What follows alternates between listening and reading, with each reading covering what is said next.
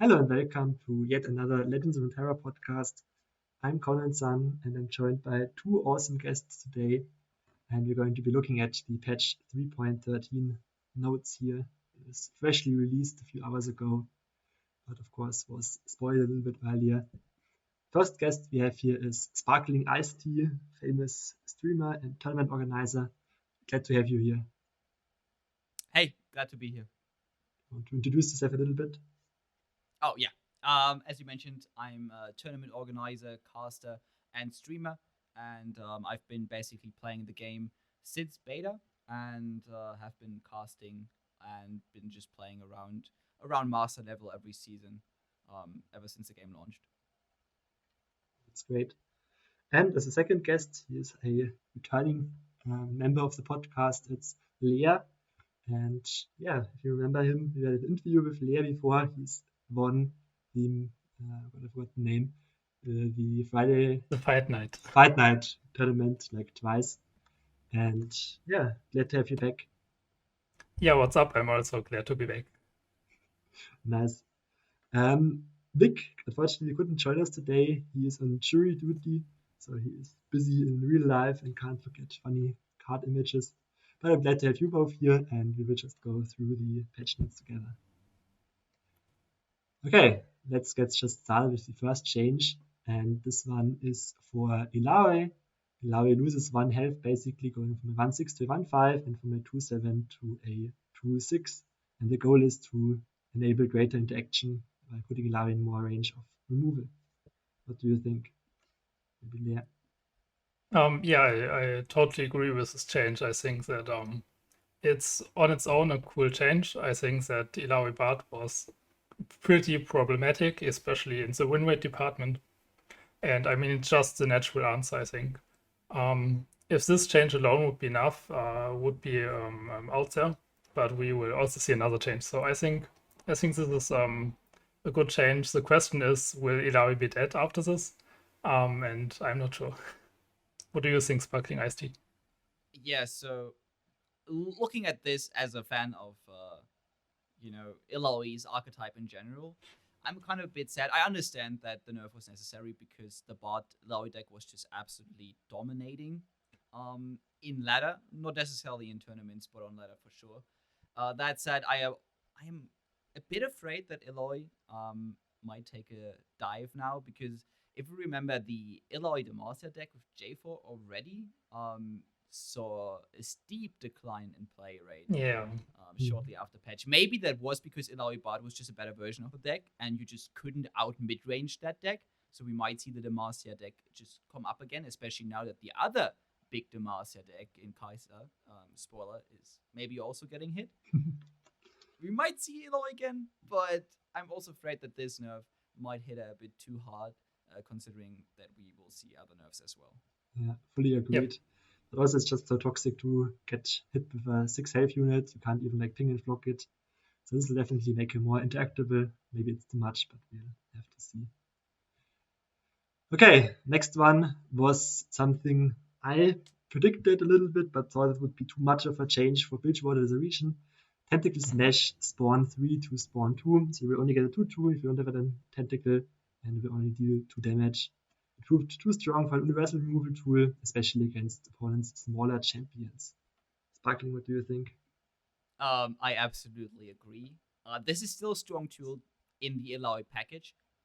Technically, yes, this is a good nerf, and this is a strong nerf in every other deck. But in the Illaoi deck, let's imagine you just slam down Tentacles on turn 1, on turn 2. You will about get the same effect. You will still be able to remove almost everything with this. But just as this patch notes say, this will not be as strong and as main deckable in every other deck. We saw this in Pirates. Yeah, crazy. Yeah, I totally agree. I think it was too good on its own, and I always thought it was a little silly to see it in a non-tentacle archetype. So, yeah. Okay. I mean, the question, just one question here. Is this like one of those tools maybe Bilgewater was supposed to get, but in the end it proved too strong? Or is this like okay, they just clearly wanted this only to work for the Illaoi package. Because I think overall Bridgewater did need a couple of new tools and new toys. It's interesting that the one tentacle thing that is also really strong that they didn't nerf is the Eye of the Nagakaburos. So, Eye of the Nagakaburos then seems to be a card that they intended to be strong for all of Bilgewater, for every deck that might splash Bilgewater. But then Tentacle Smash itself just seemed like a card they possibly just want to work with the Tentacle package and nowhere else. But I feel like Eye of Nagakaburos is not busted like Tentacle Smashes. I mean, it's a personal feeling. Maybe they are both very strong, but Tentacle Smash feels a little more frustrating to play against. Yeah, I would agree. Yeah.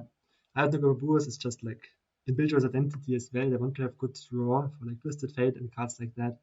Burst Summon is a little bit strange, like Builder just has a combat trick, deal 2 to a unit and blockers, or just burst open attack with another unit. So it feels a little bit weird, but I think it's okay. Overall, it's 5 mana after all. Yeah. And also the Illaoi nerfs, I think she will have a significantly lower play rate, especially if combined with the Bard nerfs. But they can always change these numbers back if they are too much. So I think it's fine. Yeah, I think also that Riot overall or Legends of Runeterra has a history of cards rather or archetypes rather getting over-nerfed than getting nerfed too few, right? Mhm. So this is just, I think, very typical for Legends of Runeterra that more cards get hit than it would appear necessary, just to make sure that this archetype will not be as dominant after the patch. Yeah, I remember Philios for the time was a 3/2 with 3 mana. Yeah, that weapons. is bad. All of that got changed back, by the way. Yeah. He is now a 3/3 with 2 mana moon weapons again. Aphelios was made absolutely unplayable. That was justified because back then he was absolutely broken. But then they realized, hey, maybe if you perfect hover there. Maybe if Crescendum doesn't tutor the best 2-drops in the game, Yeah. he's a bit more balanced. Yeah, absolutely. And yeah, like I think it's a better approach to over-nerf cards than to under-nerf them, because otherwise people would just have the same decks over and over again and then cry about it more, and then it will just be annoying. So just mix up the meta, and if these champions really stay unplayable, then you can just bring them back later on when the power level got raised overall.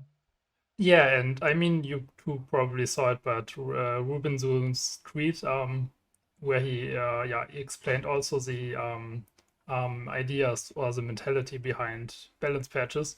And one big point was that he would rather over-nerf stuff and bring new metas to the light of the day and new decks. Mm-hmm. And that's also something that, I mean, I do a monthly or weekly meta report. And every week, like every single week, people comment under my posts, oh, the meta is so unfun, and oh, these archetypes are so broken. And I think a lot of this is just random people whining, of course. Yeah. But I think a lot of people won't whine if they don't face the same archetype 3 times a day or something. Yeah. So if they always see different archetypes, they won't complain too much about certain mechanics, I think. It's just a fundamental problem of card games that there's always going to be a strongest deck. And I have one guy I follow like on Discord server who just literally whines over any strongest deck that it's so oppressive. Like they did it for Thralls, they started with TLC, and like literally every patch have like a full folder of screenshots. And it's just people don't understand that there will always be one strongest deck, and they're just like complaining. That's my feeling about that. Yeah, but when it comes to stay metas, I always wonder how much of that is just, there is always going to be 2 really strong decks in every meta, and that's just how card games work.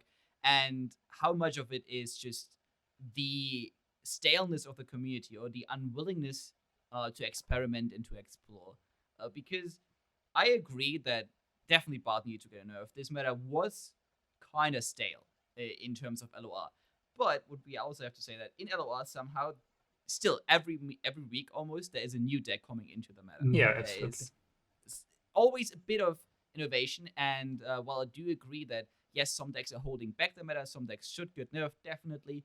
I feel like some people could also use a bit more experimentation and are possibly ruining their own fun by getting into a mindset of staleness. Mm-hmm. And they play Champion decks all the time with just like 2 random champions, and they still win games in Masters, even against Kaiser, even against Bard. They played Jinx and Tahm Kench, just literally used Tahm Kench's discard fodder, and still won like 2 games out of 6 or so. So it's definitely possible to win some games. But most people will just play the best deck to have like the most success on ladder because it's ladder. So Yeah, I mean, personally, I'm a huge fan of stay matters. I mean, I'm a huge fan. It's a little over said too much, but I really don't mind slamming the same deck 100 games or more than hundreds of games, because there's just so much to discover in mastering a deck. And I think 99% of the player base doesn't feel that way, so I totally can also see this side of the game.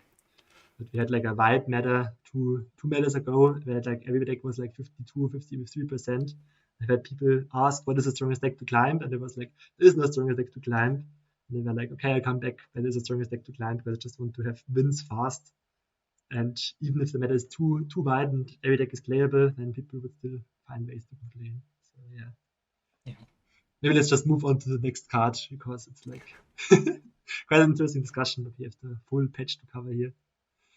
Okay, next one is Karma. This one's like compensation buff from the 2 nerfs. And she's turning in from a 4-3 to a 4-4, and from a 4-5-4 to a 5-5. And it will shift how easy Karma is to remove and increase her currently low play rate. Probably Grappler will be very happy about this buff. What do you think? I personally think this doesn't really do much. I don't think the problem with Karma or Karma decks is Karma herself, but rather what tools she has available. And yeah, I don't know. But I'm not a huge Karma player, so maybe Sparkling Iced is. All right.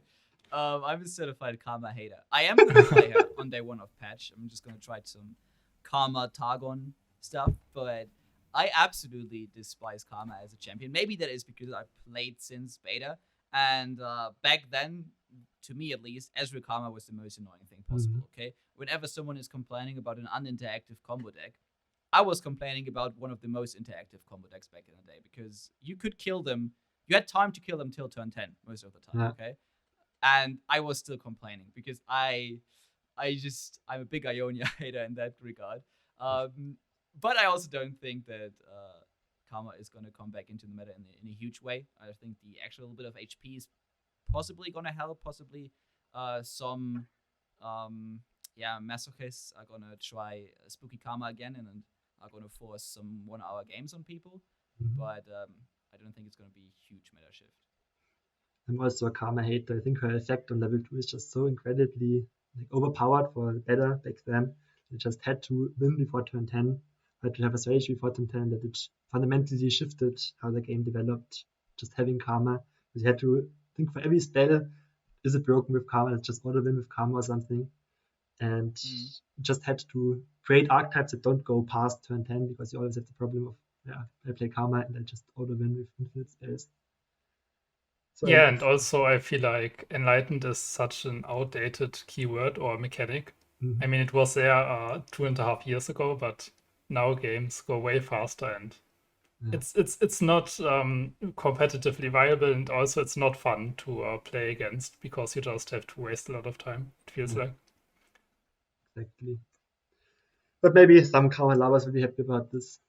Fine buff. Okay, now this one's a little bit random, I find.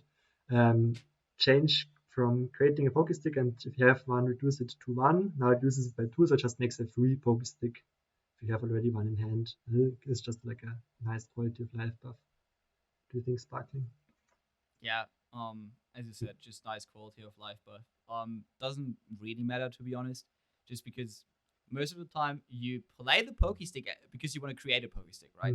So if it reduces it by 1 or by 2, yeah, in like 1 of 10 cases, it's going to matter. But in all the other cases, you're still going to play that Pokestick you have in hand to just generate another one. Now, in one of the scenarios where you have multiple Pokesticks in hand, that is going to be really nice.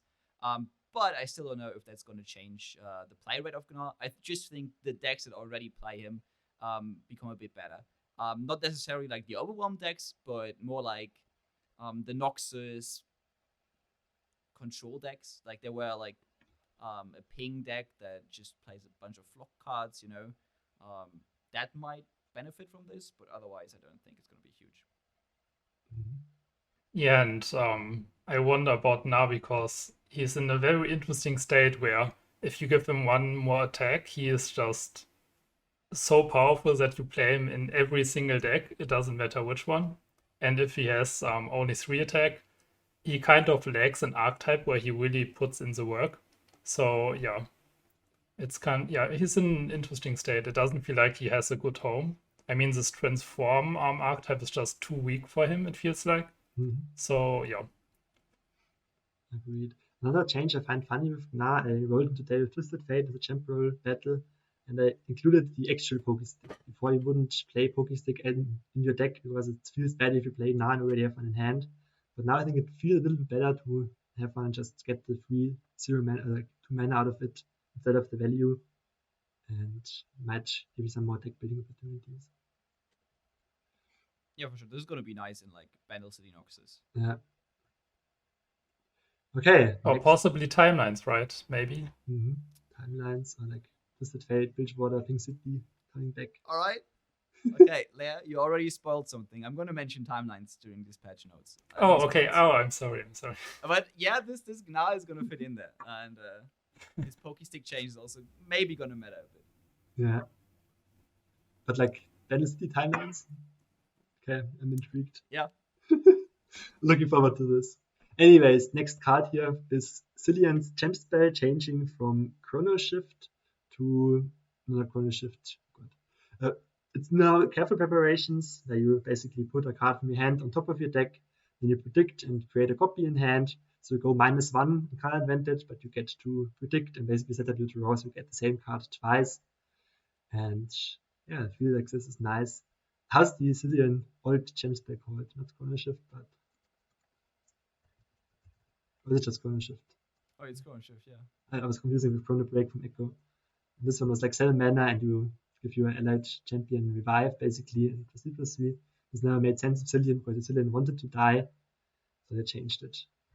Yeah. What do you think? Yeah. Yeah, I totally agree that Chrono Shift kind of was a little weird. I think I never saw that card played, even if there was a Zilean on board, because yeah, you would rather let your Zilean die and play a new one to shuffle new time bombs into your deck. So I mean, this change makes sense. Chrono Shift, I don't think it will ever see play again. I mean, it didn't see before it. But I'm not sure how much this changes. I don't know many Zilean decks besides Zilean Echo. Or this weird Zilean Revive Your Landmark archetype. I'm not sure how huge this change is though then for these types of decks. I think the change is quite huge. Just because it makes Zilean like a champ that you are not too sad about if you have like multiple in hand and your opponent doesn't kill the Zilean. Because usually killing the Zilean was good for you. And now you actually have the opportunity to like shuffle Zilean in your deck. You have the opportunity to predict. I like this. This is a really good change. This also gives you more to think about, right? Because you need to think, hey, do I want to let my Zilean die and play a new one, or would I rather play Careful Preparation? Yeah, for sure. Oh, yeah. Really cool change. And of course, the intended use is now to put the time bombs on top. And you have 2 immediately, you can level up Zilean way faster. There was already like the mono Zilean deck I thought was kind of competitive. I saw some players play. Maybe not to see 40% win rate here. So maybe it was all a fluke. But it was fun at least. So we will have to see. Very important change now with Bard. He now only starts generating chimes, or planting chimes, I guess, when you have 3+ mana gems. So you can ramp into Bard or something. I find this funny, this wording actually, because of Power of Champions. Because now Power of Champions you will still get chimes early on, doesn't really change that much. And they want to reduce the frustration of early chime high sides and point Bard more towards mid-range, which I think is a fair change. Does this kill Bard though? What do you think, Sparkling? I think it kind of will.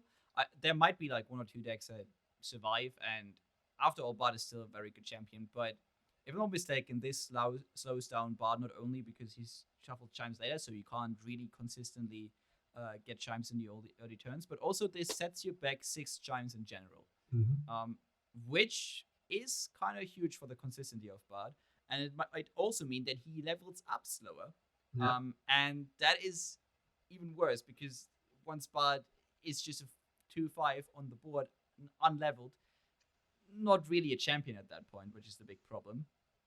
So yeah, I think this is gonna be massive. I already checked. There is no way to get 3 mana gems on turn 2, unfortunately. So, in Power of Champions, you might be able to shuffle in chimes early. In the actual game, you won't.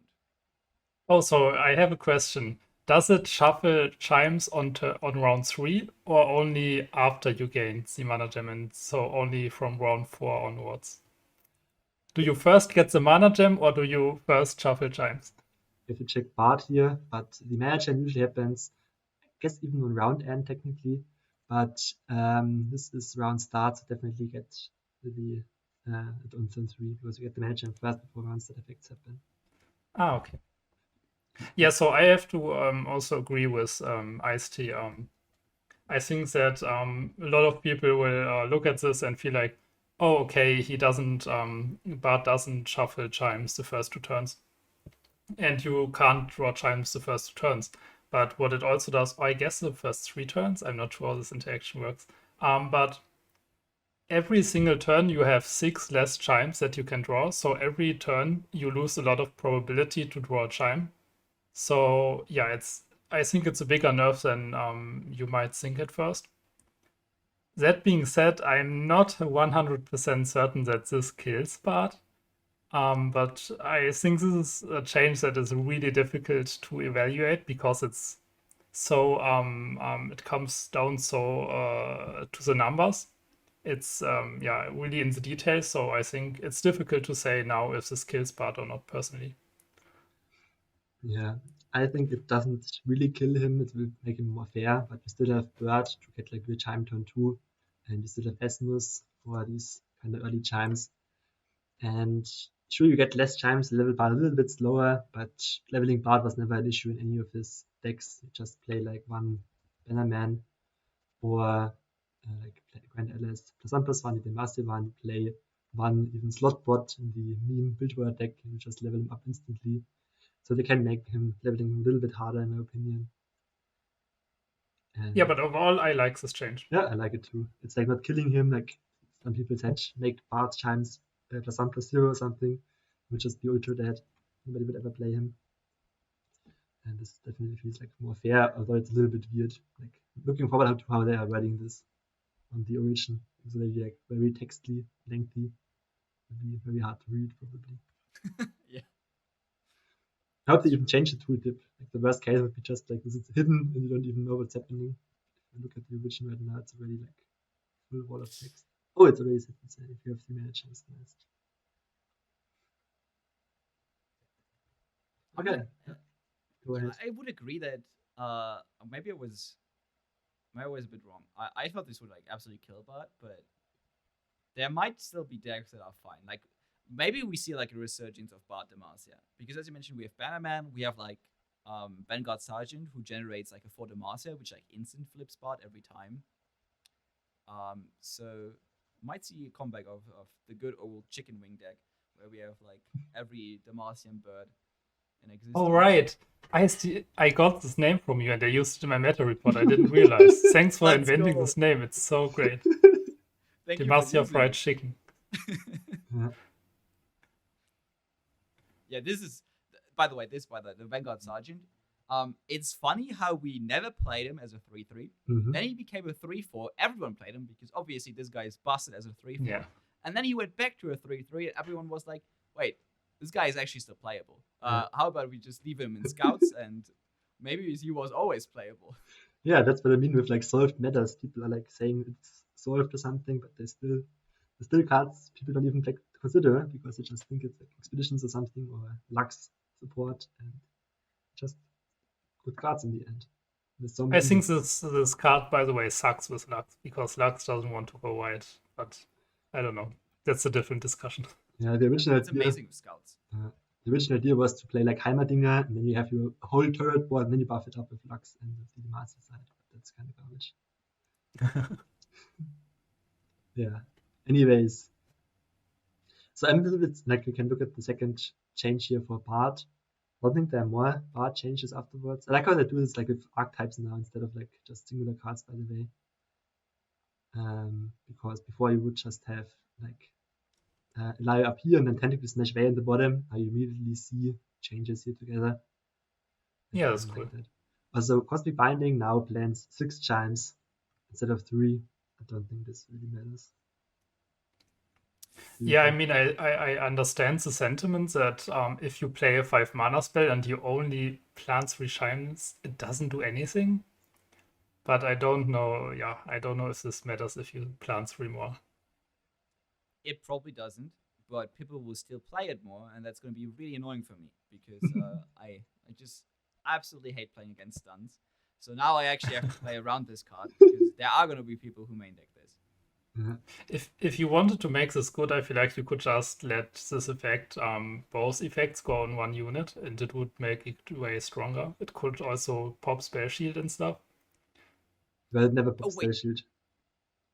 Oh, wait, I forgot. This is the card that you can't play if you don't have 2 targets, right? Yes, that's what I said. Like you can play it on so DU2, but you can't stun the unit then. Okay. That is actually really sad, but But it makes sense with Bard in League of Legends, right? So yeah, true.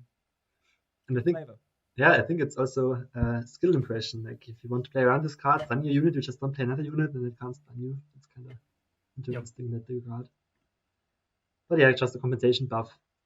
I want to quickly talk about how they didn't touch Bird and Essence. Do you think like they should have touched Bird? Because I find this card super annoying. It's a 2/1. My change was like make it a 1/1. Like it be a 2/1. Yeah, Bird is super good. I don't think he's broken by any means. He's just a really good card. But you know what? I'm fine with it. And to be fair, Bandle, outside of the Bard package, Bandle also kind of needs a few more good cards because after all the nerfs, Bandle is currently not looking all too hot, which I think a lot of people are happy about because Bandle was like so hated on. But I'm actually really sad because I think Bandle is a really fun region, and especially like in a swarm archetype, I would rather play Bandle than any other region. And I'm kind of thinking that Bird is a card that, while it's really good and annoying, should stay that way. Mm-hmm. I think that IceTea definitely has a point here because if you look at strengths of a card, you always have to think about what it does for certain archetypes. And if you if you nerf Bird, Bard doesn't have any unit you can play. Then you play Bard and basically another mono region. So I think it would be also problematic in that way. So I don't mind this. Bird is a strong unit, but I think with the Bard archetype, Bard definitely needs it. And Esmus is a really bad unit, I think, kind of, but I don't think it should get nerfed. Right. I really hate Esmus, I don't know. Yeah, same. But I think I hate Esmus for a different reason. You hate Esmus because you think it's a really bad card. I hate Esmus because this card is so annoying. Yeah. Like, if you don't play a deck with a lot of interaction and elusive, for example, if you play Scargrounds, this guy is just so annoying. He buffs everything out of range. You can't interact with him. He stays on the board, buffing your opponent's units every attack token turn for them. God. And sometimes he even is a lethal threat in the late game when Bard is leveled, right? Yeah, sometimes he's like just a 5/7. Crazy. I think the most satisfying thing in this patch was when the opponent opens Watchful Idol into a Esmus and just play a Veiler and just kill both with your Scar attacks. So that's just my highlight of the patch, basically. Oh, yeah. And then they hit 1 chime on either unit, and you can't do that. It's just sad. Yeah, but you play Veiler only in Kaiser Demacia right now, and that deck is really toxic, so I don't know. Yeah, I am toxic, so I play it. No, I'm just a Kaiser fan. So. Anyways. We used to play him in Scouts, but unfortunately Scouts is like way more of a mid-range deck now, where we don't go all in on the Misfortune flip, so we don't play him in Scouts anymore. I would include him like as a 2 or something. I don't really convinced about gameplay, but it's a different discussion. So yeah, popularists don't play him anymore. Okay. just want to say, like, I remember when this was played in one of my favorite decks that is absolutely unplayable now. That was just good because it has had a few really pushed cards. Karma Lux, that was a banger. Nice. I played a bunch of Lux videos recently, so definitely fun archetype. Okay, also Karma Lux, you said it's buffed now, so you can play it again. True. Oh, we don't have a 4/1 that summons a 4/4, unfortunately. Sad. Anyways, now the most impactful change probably, or like the most wished one for sure, is the Kaiser change. First of all, second skin changes from focus to slow, and then Supercharge goes from 3 to 4 mana. And they just want to increase the opponent's ability to interact with Kaiser decks, as well as taking Kaiser's power down a peg. And I would also be interested in hearing your opinions about this versus other changes, like making Kaiser 6 mana, making Evolve go to 7 or 8. What do you think? Let's start with Leer. To answer your last question first, I think that if you nerf Evolve, all the other Evolve units, they weren't overpowered. So I think that by hitting Evolve, the keyword, you would need to buff all units with Evolve on them, or all followers. You think Personally, this is not overpowered? 4 mana 6/6 not overpowered. Yeah, I would also disagree. The 1/1 completely fine. I think the 4/4 is 4/4. Okay, It's quite strong. I guess I didn't get beaten up enough by this. So. Okay. But yeah, I think Kaiser really had it coming from her, and I'm personally usually someone that I said it. I like stale metas. I like to really refine my proficiency in one deck. But playing against Kaiser was so horrible. At the beginning of the expansion, I bought the Star Guardian Kaiser skin, and then I played her one day. And afterwards, she became the most obnoxious champion to play against, and I never touched her again. So I sunk all that money into her skin and never used it. So yeah, I think she was really toxic to play against, and this was the first time ever in 2 years or 2.5 years of playing Lore that it really stole enjoyment for me every time I played against Kaiser, and I lost against it. Because Kaiser comes down leveled turn 5 or round 5 with Scout, and there's nothing you can do against it. I just had to step away from the game, and I think these past few weeks was really the lowest of my LOR experience so far. So I'm really glad that she gets changed. Yeah, and if we or maybe I let IceTea first talk a little bit. How do you think about Kaiser? So first I want to say, they said they wanted to knock her down a peg. I think they kind of, maybe they missed the mark a bit. I think they knocked her down a whole building at this point, because it's not going to make her completely unplayable, but she's going to have a hard time. That's what maybe I'm completely wrong, and she's going to be almost as strong as before, but I'm going to say that this is a really tough change with the slow speed on the second skin. I would rather have seen a change to the level up. Maybe not in a way where we change the requirement for evolve, but maybe just don't make the level up you're evolved. Maybe make it a different level up, so she isn't like instant leveled on turn 5, because I think that was a huge problem. If you remember, Kaiser is still good if she's unleveled, right? She still generates a second skin, so you can still kind of build her up even if she's not leveled. But one of the most toxic parts about Kaiser, for me personally playing against her, is her leveled up ability. Cathian Rain is really pushed. This ability is so goddamn strong. And if you have a bit of a slower game, where if you play Kaiser, she's not immediately flipped, but maybe she is still like a spell, shield, quick attack challenger. Alright, that's still super strong, super annoying, but she's not going to destroy you. So I would have maybe liked to see a completely revamp of her level up. I don't know what it should be. Maybe you have to play such and such evolved units, or you have to play like 5 void creatures. I don't know. But maybe something that wouldn't enable her to level on turn 5 immediately would have been really nice. But yeah, just the nerfs themselves are really, really harsh.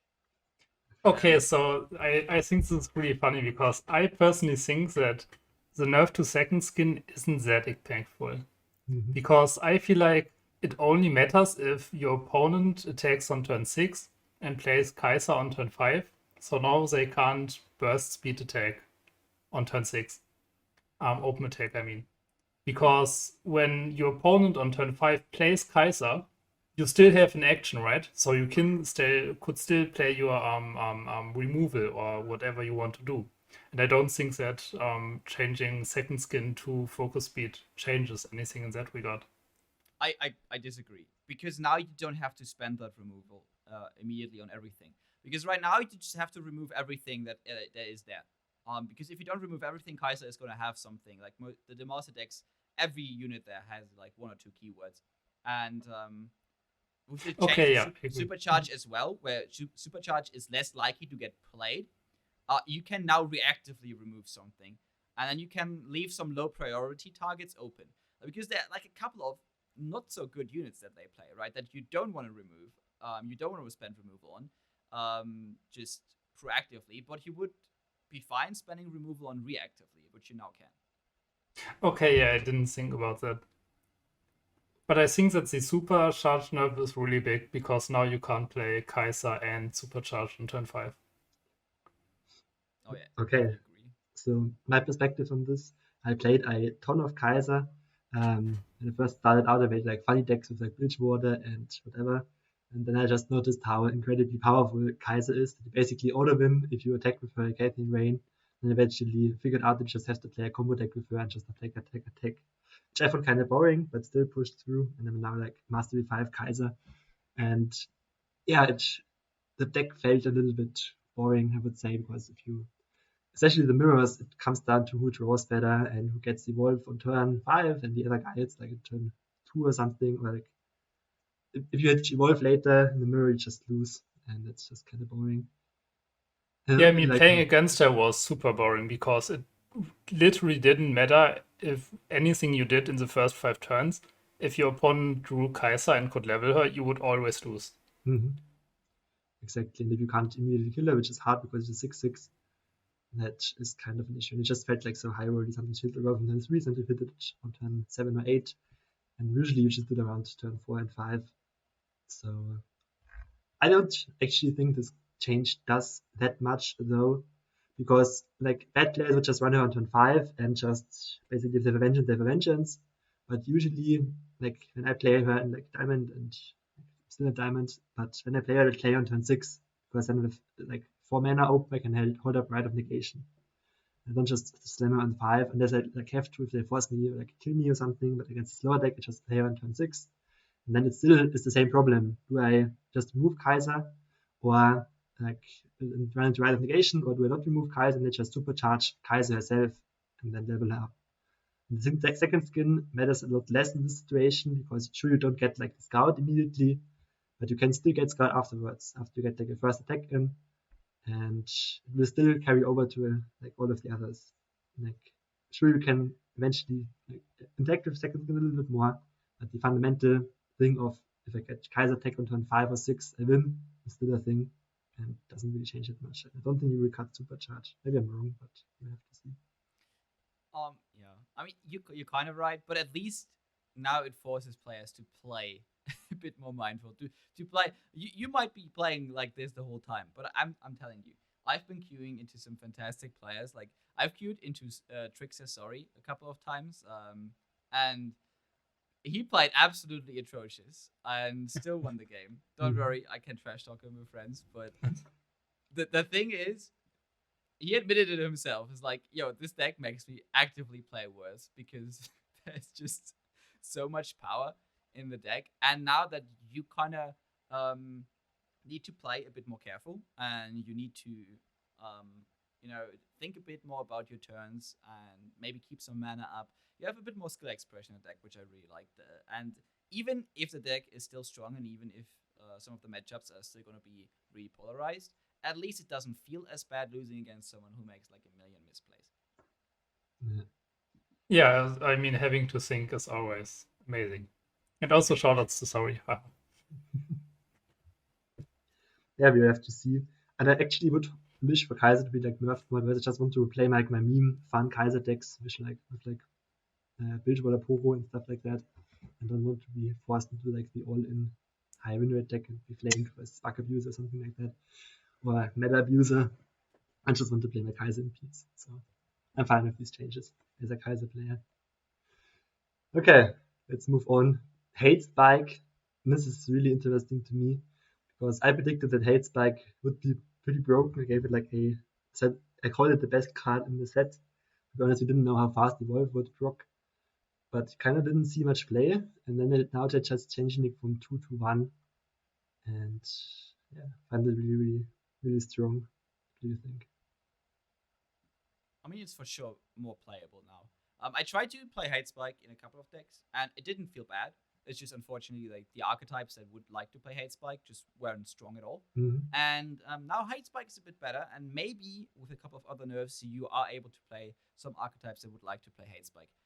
For example, every Evelyn deck, obviously, especially combined with like Viego, or for example, this is also fine in a Nasus deck, in a Kindred deck, because this does Slay. Also, again, shout out to Trixer, who I think invented back in the day the Nasus deck. He's definitely going to try this one out. And yeah, if we see Nasus SI, I think we also might see like 1 or 2 copies of Hate Spike, because it's a really interesting card in that deck, especially combined with like 1 copy or 2 copies of Undying. But even if we don't play Undying, we have a couple of units that we could sacrifice. Yeah, it can be a pretty big tempo swing, right? Because you kill your own unit, which maybe summons another stronger unit, and you also remove a blocker. Yeah. I personally don't have really an opinion on this. I never touched this card, and yeah. Yeah, I think even with the buff, it will depend on the archetypes themselves being stronger.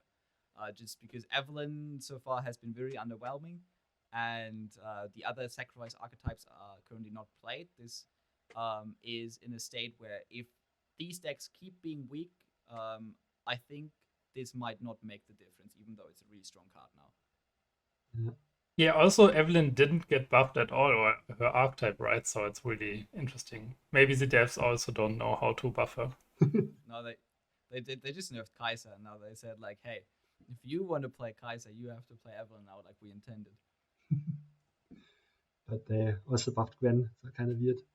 I assume they buffed Gwen, or didn't they not? I don't think they did. No. Gwen is really strong, by the way. Shout out Yeah. to Gwen. Actually, my favorite champion. Is like, I think I immediately got it to Mastery 5, but literally the first 2 weeks of the expansion, I only played Gwen. Did not play a deck that did not contain Gwen. Interesting. Oh, hey, there's my deck at 46.9% win rate. Oh my god. They are butchering my baby. Oh boy. Famous. Yeah. I heard, like, no, to click on it. Anyways, I heard that they would change like the skill to always deal 2, like the level 2 skill. But I guess this was a fake news. Maybe it's in the bug fixes at the end.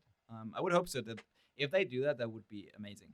Because right now it feels really annoying that even if Gwen gets stunned, it completely fizzles. Check the bug fixes.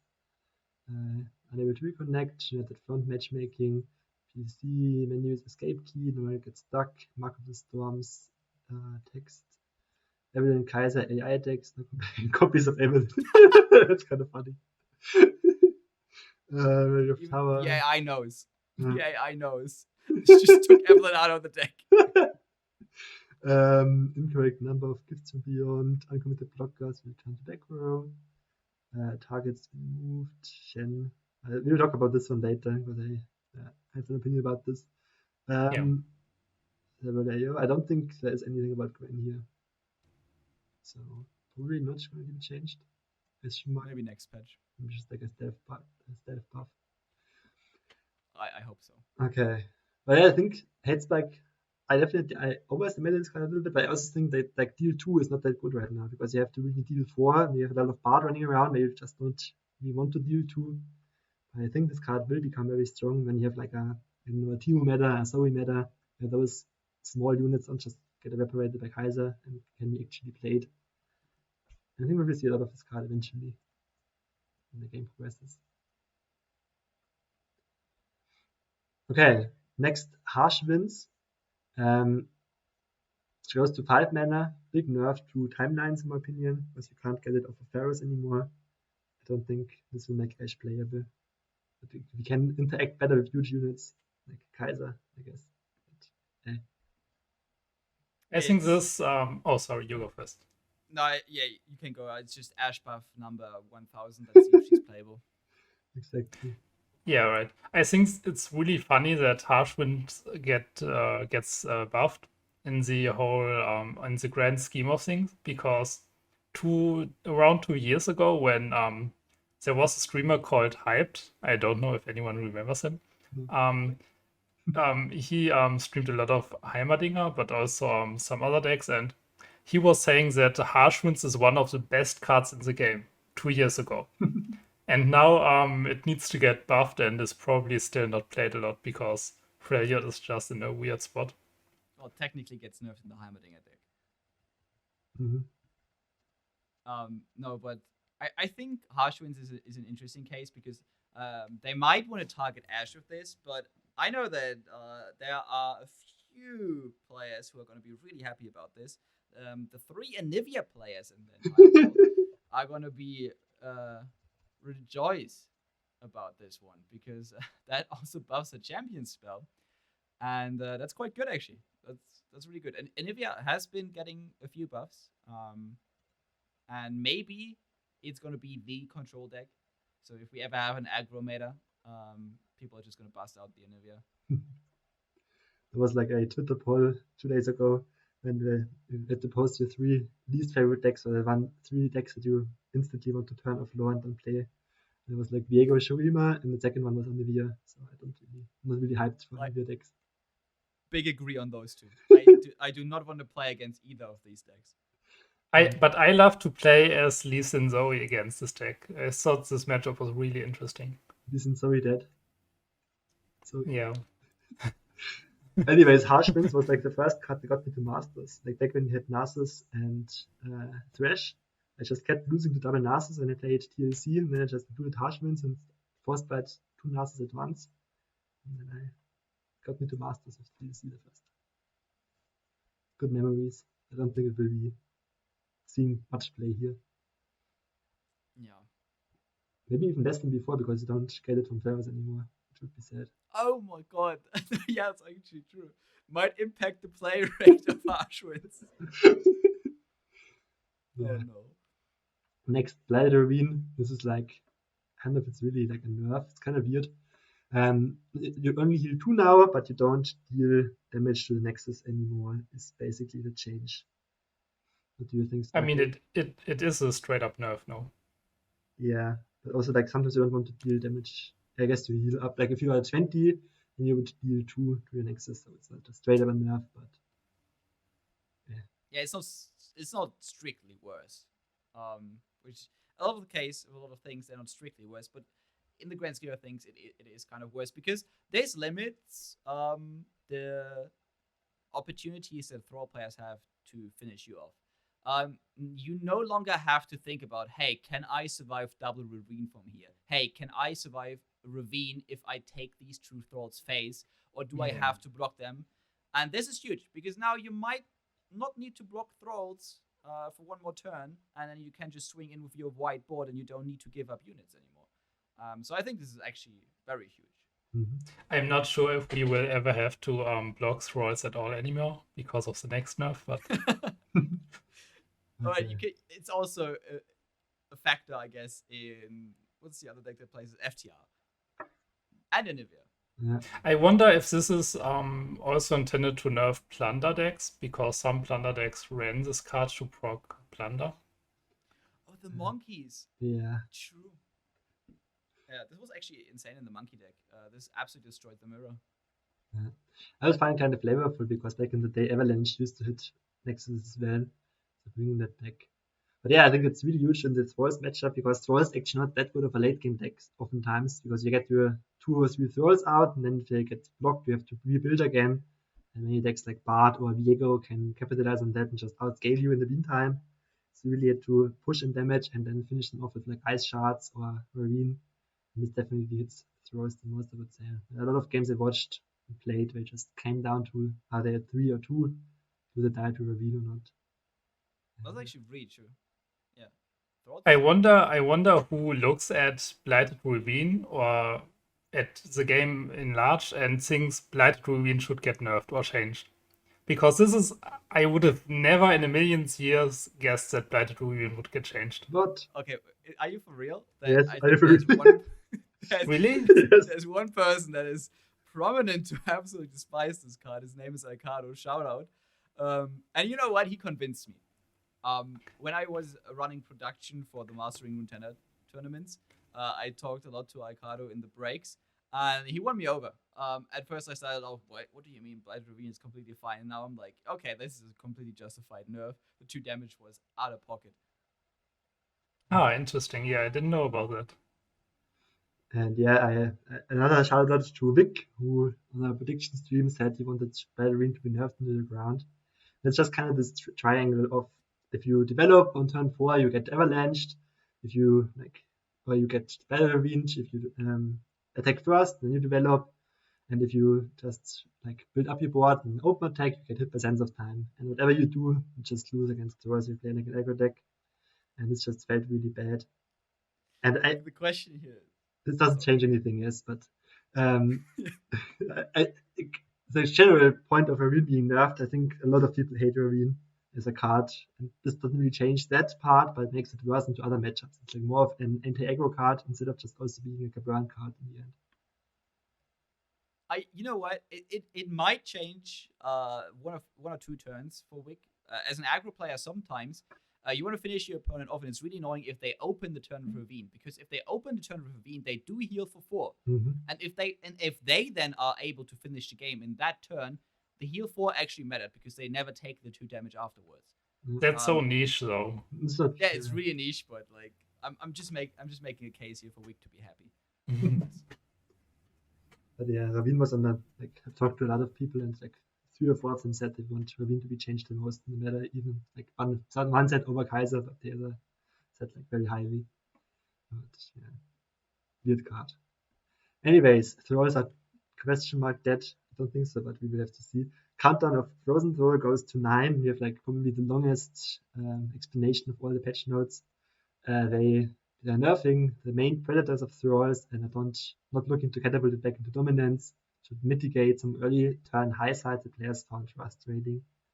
And I talked to one person specifically, and they said it's actually a buff because you can control it better. I kind of found it crazy. What do you think, Leer? I personally love this change, or nerf. If it's a nerf, I would call it a nerf. Because this really just shows understanding of the meta, and that if you remove the best decks, then the second best decks in the current meta will get dominant again. And we have seen Thralls for a very long time now, and I think most people are tired of it. So I think it's definitely a justified nerf to get Thralls out of the meta. Yep. What do you think, IceTea? Yeah, I agree. Thralls have been really good before this recent patch. They are going to be, I think, still good after the patch, but they're not going to be dominant, or they're going to be an S tier deck. The nerf is really good, but I don't know if the person you talked to was correct here with saying this is maybe a buff because some timings change. I would agree, however, that this does make some timings a bit better, because one of the skill testing areas about Thralls was always that a few players always miss the crucial Talia timings or miss timings to double up on Thralls, and that might now be a bit easier, but that said, in general, your Thralls are gonna just appear 1 turn later, which might be huge.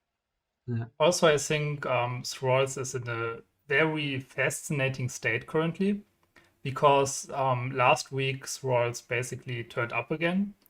But if you look at the matchup table, currently Thralls is unfavored in a lot of the most popular matchups. So technically, it should have a really bad matchup, a really bad win rate, like around 50% only. But currently, it has like 54 or something. And one explanation to that is that Thralls is just better than other decks at beating decks that don't show up in the data that have less than 1% play rate. And that's extremely fascinating to me. And I think this also reflects in this description why this is nerfed, because Thralls is just really strong, but only not dominant in this meta, or not as dominant as it could be because of Kai'Sa and Illaoi Bard. I actually completely agree. Whenever I queue up like some random wood tier meme deck on Master Ladder, I want to play every matchup because my opponent doesn't know what I'm playing, so I have like an advantage even against the really strong decks. That said, if I play against Thralls, that advantage goes away because they don't care what I'm playing. They just play their Thralls game, and most of the time, if you play a meme deck, you can't deal with 4 Thralls on turn 6.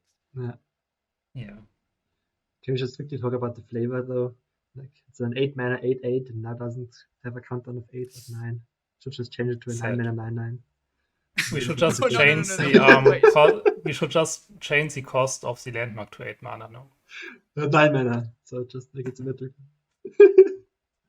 Maybe then Thralls doesn't see, like, it still just summon the Thrall, just got a normal frozen Thrall, maybe it just makes the deck better. Oh my god. No, anyways, this next buff is really, I don't understand why they do those two together. I think we should talk about them separately because they don't really go into the same deck at all. But first of all, Boom Baboon, I called this one. Like this was recalled before the leaks, our Wicked Mine. This was my biggest nerf hope because just Boom Baboon is such a disgusting, overpowered card in my opinion.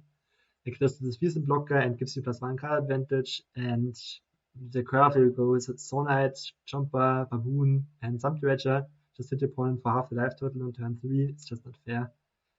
And I'm very happy that they nerfed this to 2/1. What do you think, Sparkling maybe?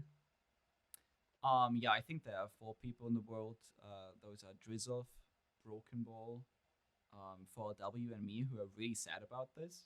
I can see why this was nerfed. Boom Baboon is a really, really good card. So it's probably justified, but it's one of my favorite cards in the game. And I just love tempo PNZ archetypes. This fits into every PNZ deck, of course, which is one of the big problems because it's such a good card. But in a lot of Vi archetypes, which is one of my favorite champions, in a lot of Victor archetypes, this is just one of the cards you need to play. And now that it's being nerfed, I don't know, it's still going to be played, but not having a Fearsome blocker on turn 2 is going to be really rough against aggro decks. Yeah, actually, you two said exactly what I wanted to say about Boom Baboon. What I can add, though, is that usually decks that run Boom Baboon are fairly good against aggro decks like Lulu, Bandle City, or also Aphelios, the Winding Light. Those 2 decks are just, they have a really good matchup into aggro. So it will be interesting to see if this change or this nerf changes that much. Because, I mean, you will have a slightly lower win rate against aggro for sure. But I think that matchup will still be favored for you. So yeah, it will be really interesting to see. I think it's because maybe this nerf isn't as huge as it seems. I think this will definitely bring other aggro decks back. Any Jin doesn't really matter. You still trade. It still does matter because you don't like trade for Bunkuruki anymore. But against like most other things, you still trade with 2/1 Boom Baboon, and like it just brings Fearsome. And for that matter, Gwen Fearsomes just gives the Winding Light deck a little bit more of a clear weakness, clear downside. And overall, like if this brings up more aggro decks, then control will be better, and then people will be happy overall. So I think this is like also a buff to control decks a little bit because the don't die on turn 3 is an uproar, and B it's just like bringing more aggro decks and more fearsome decks into the meta maybe. Yeah, I mean, oh sorry, go ahead. Okay, what I think is what you mentioned there brings a clear weak point, but I think it brings a clear weak point to PNZ. and that is a 2-drop slot. All the good PNC 2-drops got nerfed. Boom got nerfed. Pharaoh's Financier got nerfed. Ballistic Bot got nerfed. All the good Victor support cards, almost like all of these were played in the Victor deck, right? But all of these were also played in the Vi deck, and now they are all nerfed. And I understand why they were all really good cards, but I'm just too biased. I'm really sad about it. I loved all of these cards. Yeah, it's interesting because it reminds me of Twin Disciplines, who also got nerfed for. I didn't feel like it was very justified because it was also a really good card, but some decks just or some regions that just have really strong cards, like Pokestick is an extremely strong card, but just like Wild Feast for sorry, I make you bring all these cards up. Every region has like this 1 or 2 really strong cards that help them out, and I think that's totally fine. Like, for example, Sharpsight. I mean, Sharpsight was extremely strong, but I feel like it was also okay that it was there, because if a region has like 1 or 2 spells or cards that most decks play, I think that's okay. I don't mind it personally. It's a little bit boring after a while. Like, the only viable combat trick is Sharpsight, and like it also like nerfs Sharpsight a little bit, because if you just run Sharpsight, you always expect Sharpsight, but if you have like different combat tricks, then you might not expect Sharpsight all the time. You have to play around, Shield of the Ruined, for example. So yeah, I kind of agree. Like each region has like 2 or 3 power level cards or power cards. I always find it like a player of Burn recently, and I find it disgusting how good Wild Feast is. It's just such a ridiculous card. I hate it so much, but it's just like necessary for the game as a whole.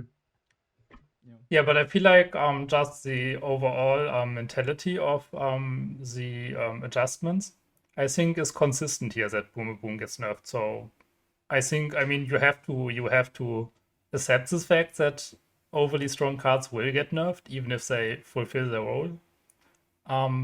But yes, it's consistent, and I think that's what's kind of important, and not just a random nerf that no one understands. Mm-hmm. Yeah, I'm fine as long as Riot at some point gives Vi the buff she deserves. I think that at some point there was a round table where Riot said, "Hey, how about we make it so that Vi gets attack in the deck?" And I thought this was genius. Unfortunately, the round table or the content creators invited to the roundtable did not think that was genius and thought why would be too broken. So she didn't get that buff. She currently levels fairly easily with Hollowed, but outside of that, she is just doomed to be like a one-off champion in a lot of decks. But why is in a viable spot, right? Haha, viable, you understand. It's in Winding Light, it's in also now in Timelines, right? She has her place, I think, and I personally don't think she needs buffs. If she has like several archetypes where she is viable, why should you buff her? Oh, because you're right. Obviously, she is played, and probably doesn't need a buff. I'm just always upset that one of my favorite champions or like my league main is just a one-off. You know, it's like in every deck she is like a one-off. Maybe sometimes she is played as a two-off, but mainly people play as a one-off. So that's just a bit sad. Also, her champ spell kind of sucks, even if it's consistent with her ability. Yeah. I think if I don't remember this deck all the time, but if you have like a champ spell, does it keep buffing up your Vi while she's a champ spell? You mean if she's transformed in your hand and you play other stuff? Yes. Like, does the second Vi get built up? Yeah, the second Vi gets built up, even if you have a Vi on board. Okay, that's nice. But yeah, she's kind of fine, I think. She's one of the more powerful removal spells in PNC, just the one hard removal PNC has. Like, Demo kind of counts, but I think Vi is fine. But you don't really make a Vi deck because it's just generic and doesn't really fit to like PNC, right? Should be better as like a Demacia champion. Doesn't fit the flavor, but challenger tough. But what is it doing in PNC?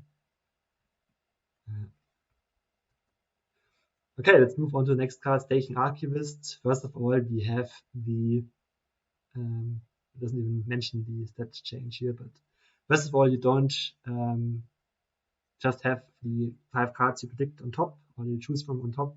you shuffle those into your deck. I think this one is fairly obvious. Like it's just why do you just see what your next 5 draws are? It's just kind of whatever. Doesn't really matter that much. I kind of like it. And then it also gets changed from a 3-3 to a 3-2. So just loses 1 health. And this is like the bigger impact change, I would say. What do you think, Leer? I think this nerf is really random. I think that changing that the deck gets shuffled is totally fine. It's not as. I mean, it's a nerf, but it's more of a quality of life nerf, I guess. But yeah, her nerf is her stat nerf is just. She was never a problem, and maybe when the dev team play tested a lot of decks, they found out that Station Archivist decks seem to be really busted.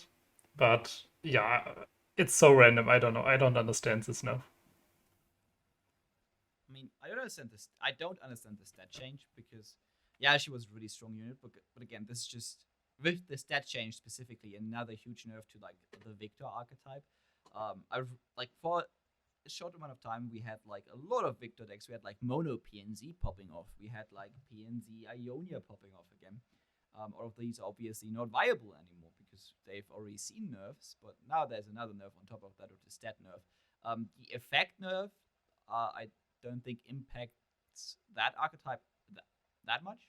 It's just a change that makes the deck a bit more random. You can't like know your draws roughly anymore. Obviously, if you have units between the spells, it's still unknown like how soon you will draw them, I think. But I might be talking out of absolute no knowledge here. What it does change is the infinite archetype, right? So they are targeting infinite with this, which I like because infinite is one of these decks never really that strong, but a lot of players really hate that deck. Yeah. But if you want to nerf infinite, you should disable the infinite combo rather than one of its followers, right?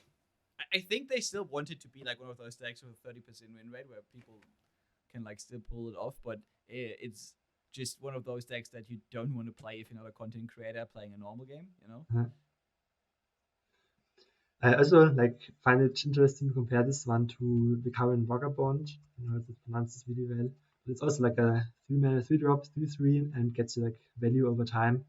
And I find this one a little bit more annoying than Archivist. True Archivist like blocks Fearsome, blocks your, I don't know, Dual Sculptor or something like that. But I always found it like fine. Now it's going to be a real thought if you want to include her. Just because you don't always play the spell you get. Sometimes you just have like a 3-cost spell, or you have 2 spell mana or something. You have to play this in 3. And it's just sad. Or like a flock. And yeah, seems like also agree that it's like a random nerf.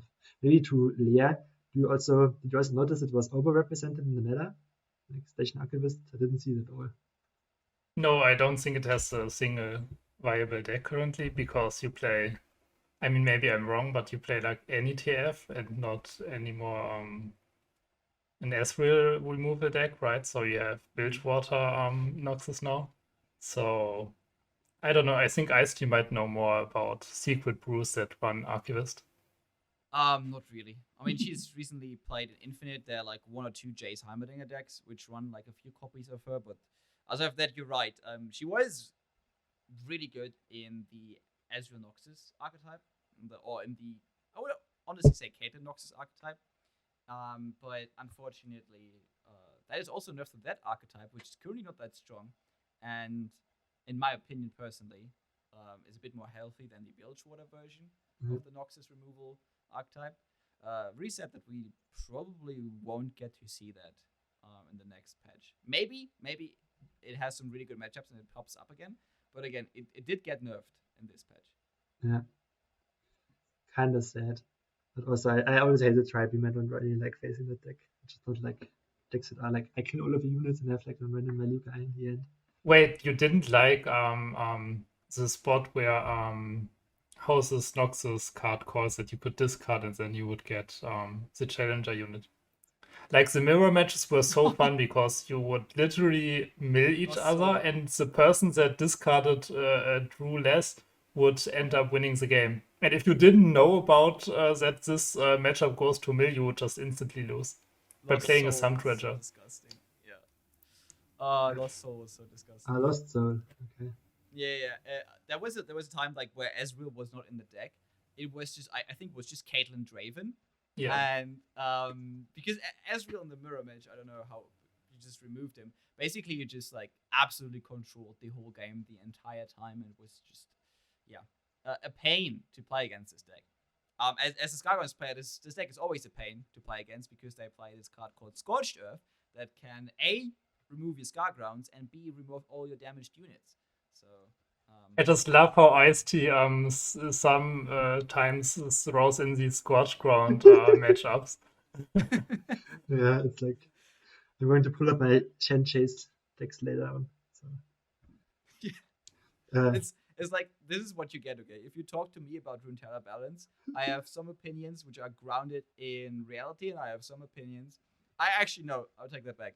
I have few opinions which are grounded in reality, and I have a lot of opinions which are grounded in specific matchup knowledge, where I talk from the standpoint of a Scargrounds lover that absolutely hates everything that counters the deck. So everything. No, not the Masa. I absolutely love the Masa. You know what? Bring Sharpside, make Sharpside +2/+2 again. You know? Or all it's worth. +3/+1. So you can even kill them easier.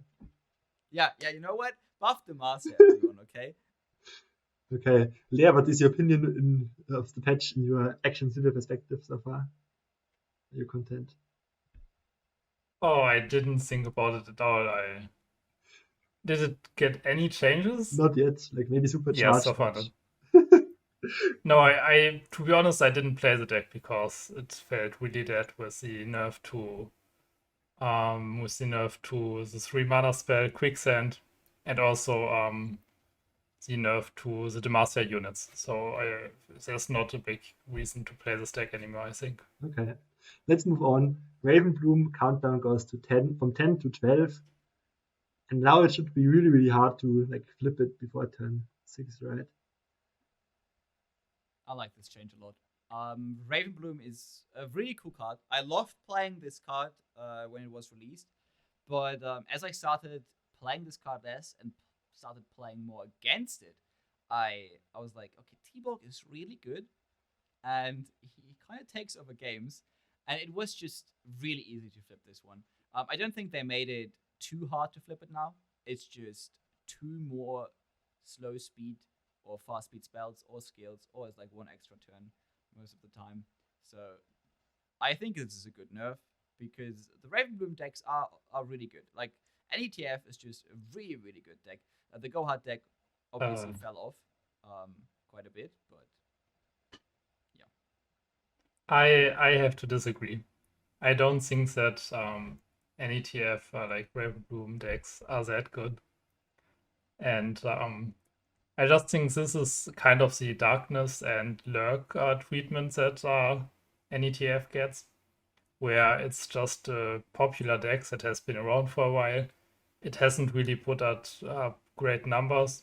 I mean, last season we saw that almost no one brought NETF because everyone was saying it's not that great of a deck. And yeah, also in the meta reports, it just doesn't put up the numbers. So nerfing it, I don't know. I feel like it was fine as it was because the opponent, if they play T-Bog, they have to invest 6 mana and be vulnerable. So I never saw this card as a problem, to be honest. And I thought it was always a fair card. Okay, but here's what you have to consider. NETF does play Scorched Earth. So you might understand why I'm like, okay, I'm really happy this deck gets nerfed. Ah, yeah, okay, I see. Yeah. The higher win rate version does play Scorched Earth, so just beating up on the Scarground players really increases your win rate. Seems like it does. I also think it's a fair nerf. I don't think it's kills the deck or anything, but I just don't like facing Nux's flop piles, so it makes me happy. Personal it's really frustrating to play against. Yeah, like it's also like calm a little bit where if you're just playing scouts or something, if you hit turn 6 and they just control you and then they just play your T-Bog and you can't win anymore because just run into TF red card and kills everything, which is fine. Really, Yeah. I always felt like it was really nice to think about what your opponent can do and also get rewarded to play around stuff. I don't know. I like facing an ETF personally. So I faced Ultraman in the matchup Scouts versus NETF in Charlotte Ultraman. Okay, but it's Ultraman, you know? Yes, and he just absolutely That's the demolished problem. me. And afterwards, we went through the thing, and he was like, "You could have done this thing a little bit differently, but there wasn't really anything you could have done because it just played a bunch of Fortune Brokers in the deck and just outvalued you super hard, and you just died, did nothing." And yeah, I don't know. Yeah, sometimes the deck feels really bad to play against, especially if you're playing a mid-range deck, because they tempo out removal, where you play something for 5 mana, they remove it for 3, or maybe 2 mana sometimes, but mostly 3. And then you think, okay, at least I guess I have the card advantage. And then all of a sudden they draw like a million cards. And you're like, oh, never mind. Take that. Yeah, but they are good against mid-range decks. I mean, that's their thing, right? They have one good T-Bog, archetype they counter. T-Bog also makes them kind of okay against like some control decks. There are like some slower decks who just can't deal with this, with like the stacking power of T-Bog. And also like Rex. Because all of a sudden, Riptide Rex. All of a sudden, Riptide Rex just KOs you. Yeah, okay, but these slower decks, does it matter if they hit their landmark a turn later? No, not really. In that case, the nerf doesn't really impact this. Maybe you know what? Change Rex back. What? Okay, anyways, maybe not. I'm not a huge opinion. Just don't like block pies. Anyways, let's move on to the random dragon change of the patch. Like somebody in Ryan really likes dragons, and I have to say, new players really like dragons. They recently introduced a friend of mine, and they were like, "Is there a viable dragon deck?" And I was like, anyways, and yeah, they just tried to make a viable dragon deck because people like dragons, I guess. So Kadregrin gets changed from granting an ally champion a dragon challenger to just granting any ally challenger, and also giving +1/+1. So viable in Bard decks, no question mark. What do you think, Leer? I personally love dragons, and I would really love if dragon decks would be viable again. I don't know, I just love dragons overall, even in other card games. So yeah, it's kind of funny that Kadregrin gets changed to this because now he doesn't even have much to do with dragons anymore. But I think, yeah, I like this change, and there's also a friend of mine who just released a guide on a Kadregrin deck. Hazy, shout out to Hazy. And I don't know, it will not change anything. Maybe there's some niche archetypes that's definitely not dragons that will make him work. But yeah, I don't mind these dragon buffs. Someday they will be good again. Yeah, I agree. I think that I can't see an archetype where I would specifically want to play this card all of a sudden. But it is a buff towards a dragon, and seeing more dragons being played is good. I like it. It's also a buff to what's the 7-mana dragon? The one that generates more dragons. Because about Eclipse Dragon. Eclipse Dragon.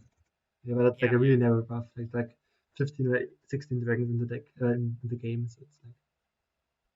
Yeah, but it's like it doesn't feel like as worse to get Kadregrin the Ruined now, because Kadregrin the Ruined is now better than Kadregrin.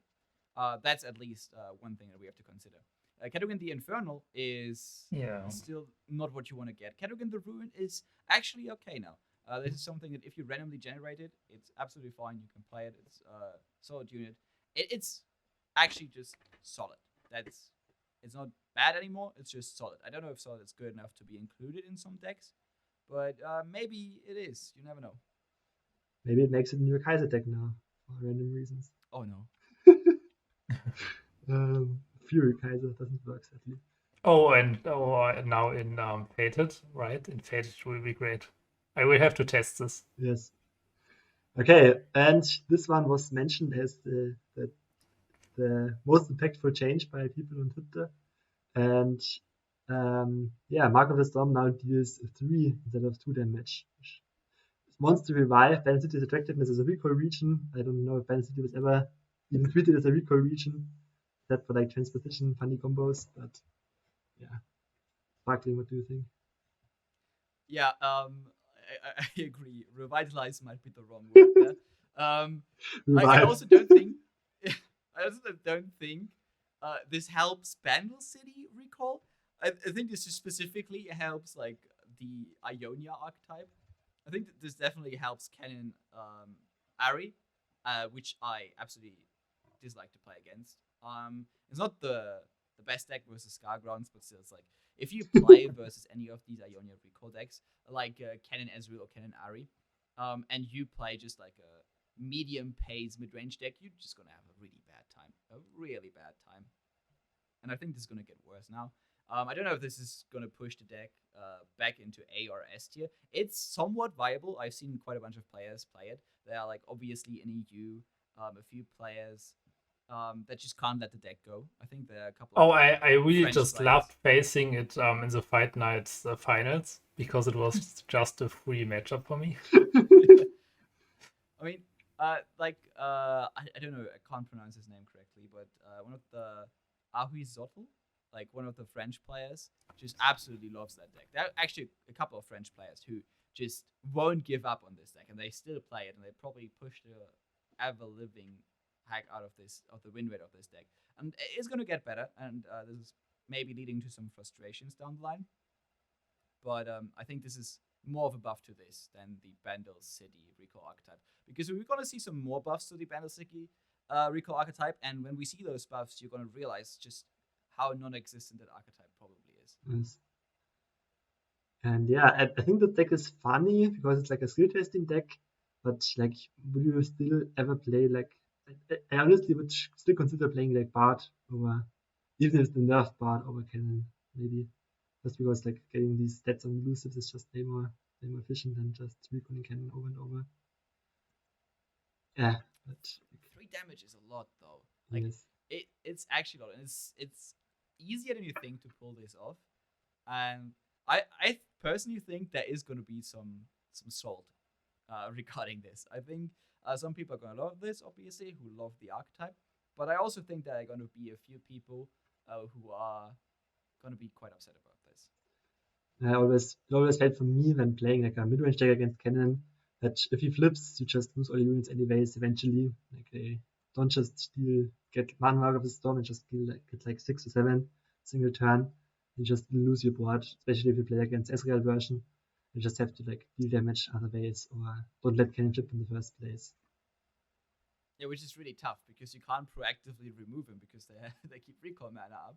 Yeah. So you kind of have to wait, and then even if they recall and you have some removal, they probably have protection up. It's just really frustrating to play against. But It's going to be stronger now, so let's see how often we will face this deck.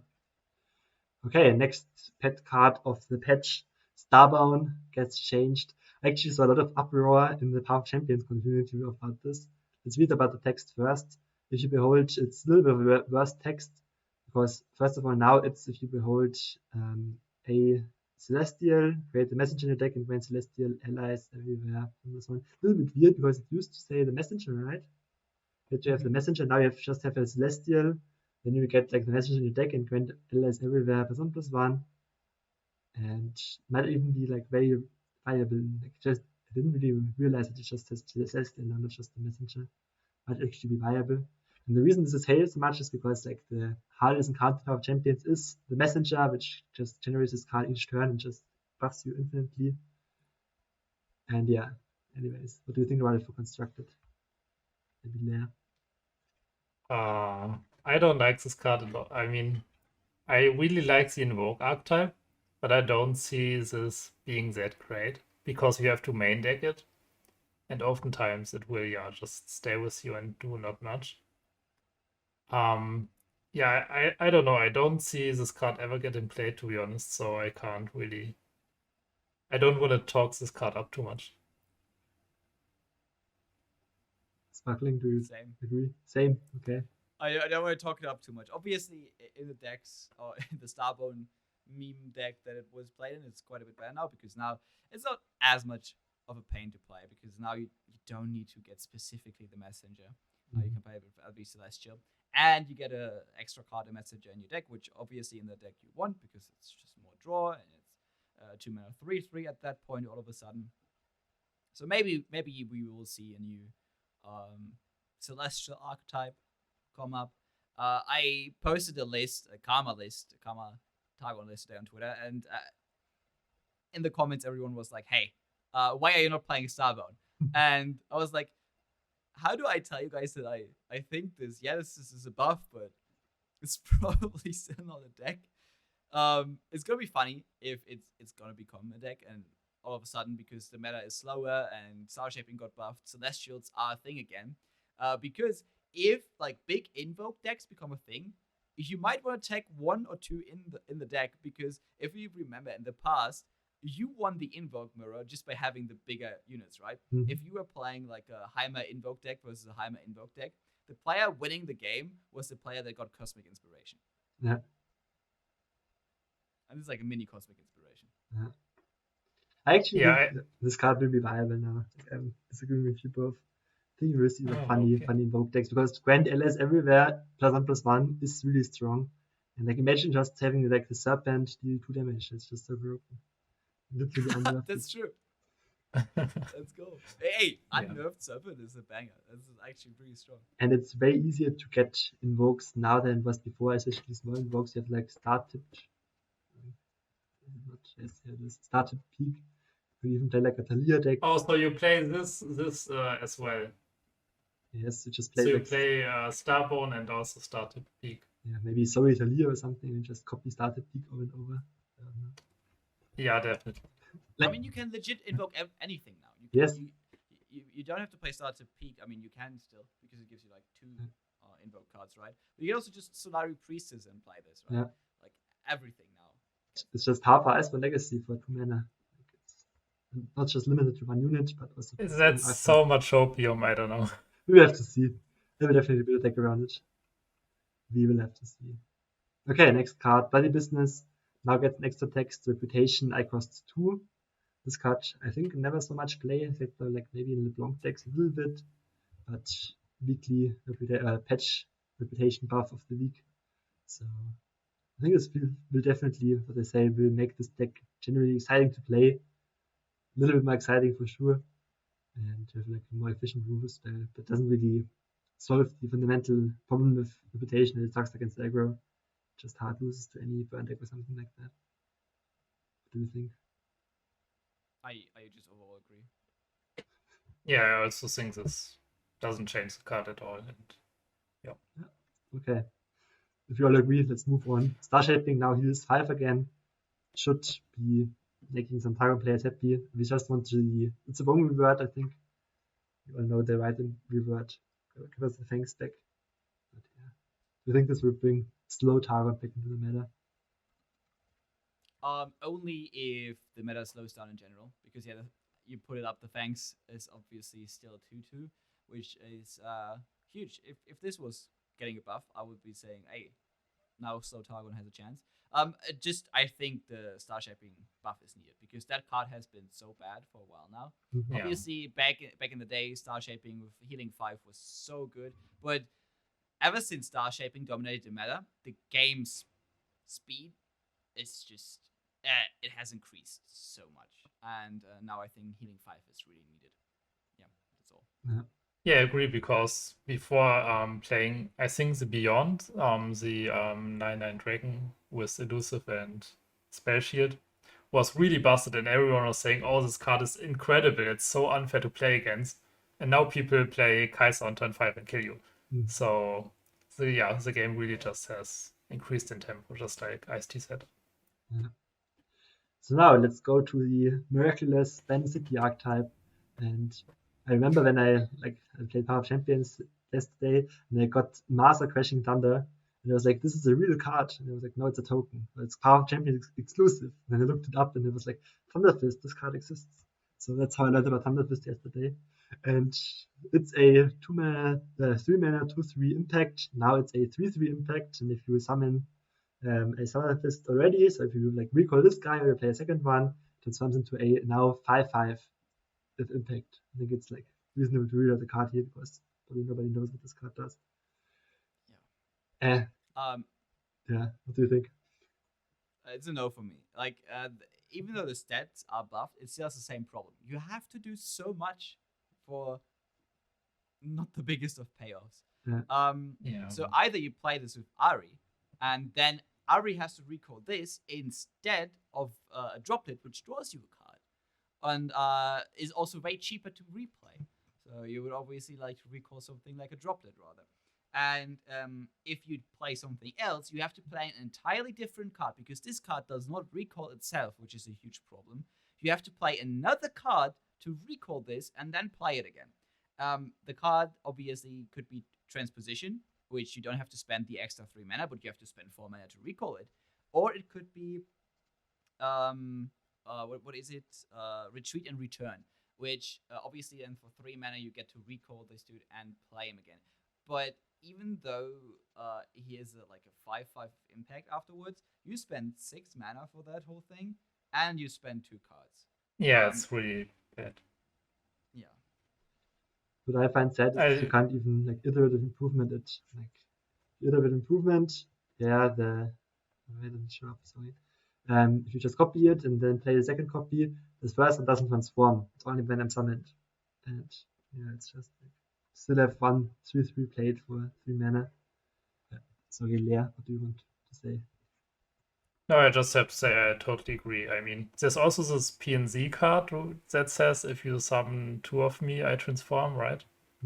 But yeah, that also just doesn't work out. So I think this concept of summoning several units and then they transform is just not viable.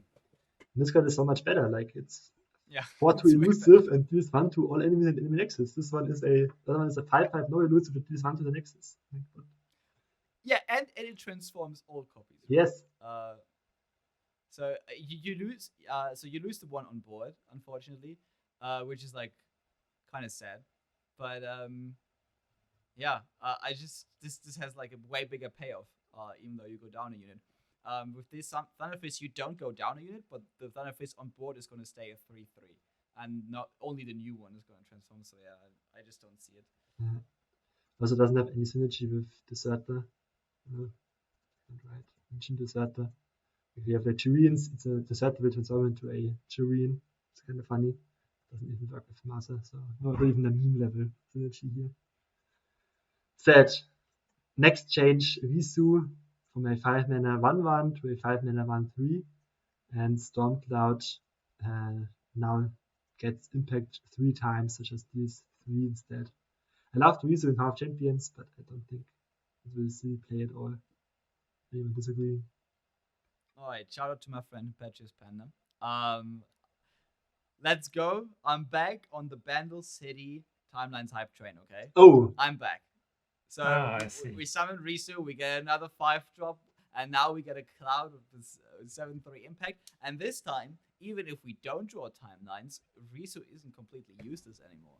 I'm big on the Copium. I'm so big on the Copium. I think I'm going to play this on day 1. I'm going to play this tomorrow immediately.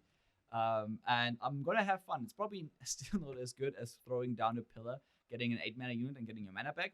But it might be like a faster version of timelines. Where you go a bit more aggressive. So it might not be the best thing ever, but it certainly just makes the archetype better. And the archetype wasn't like the worst thing in the world. You can probably still get to like comfortable like 53% win rate with it. Yeah, I like this change. Also, Stormcloud. Shout out to one of my favorite cards in the game, Dawn and Dusk. Now, if you Dawn and Dusk a Stormcloud, if I'm not mistaken, the other 2 copies should have 6 impact. Yes. Because it's exact copies. Oh. So the first has 3 impact, and then you copy those, and then they grant themselves impact again. And all of a sudden, you have 6 impact Stormclouds. Now, slap a ghost on this and have them elusive as well, and you have a really long, not that viable combo that you can pull off in every 10th ranked game. Yes, and I guess it didn't work with like you can pull off the no it doesn't. It was like think about how you can actually get Dawn and Dust with like pharaohs and stuff, but that's not a thing and it's a 3-region combination, fortunately. Yeah. But yeah, funny archetype. Yeah. Leer, that was the best summary ever. Yeah, funny archetype. Let's move on. I was just thinking about what to say. I didn't really come up with anything. Yeah, I totally didn't think about this, but now that IceTea mentions it, maybe I will try it out as well. Yes, we will all try it out and then move on to the new meta deck. Just kidding. Or just Skygrounds and whatever. But isn't it like a nerf to Skygrounds? Not 1/1 anymore, like you said. Oh yeah. If this is played against me, I'm upsetty. But I don't think I'm gonna face it that often. So I'm okay with it. Okay. So next up, this is one of the funniest typos to me. Like Duskpetal Dust that just works on Nightfall spells, which are literally 2.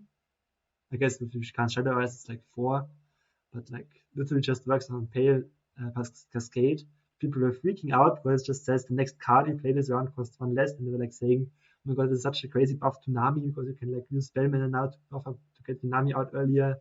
It's like obviously it's not like how it works. It's just like people were literally freaking out on Discord, and yeah, I found this funny.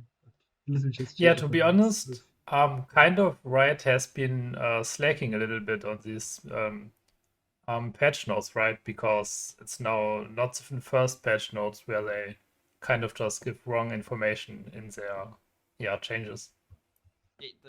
Actually, I think this just needs one person from the team to proofread.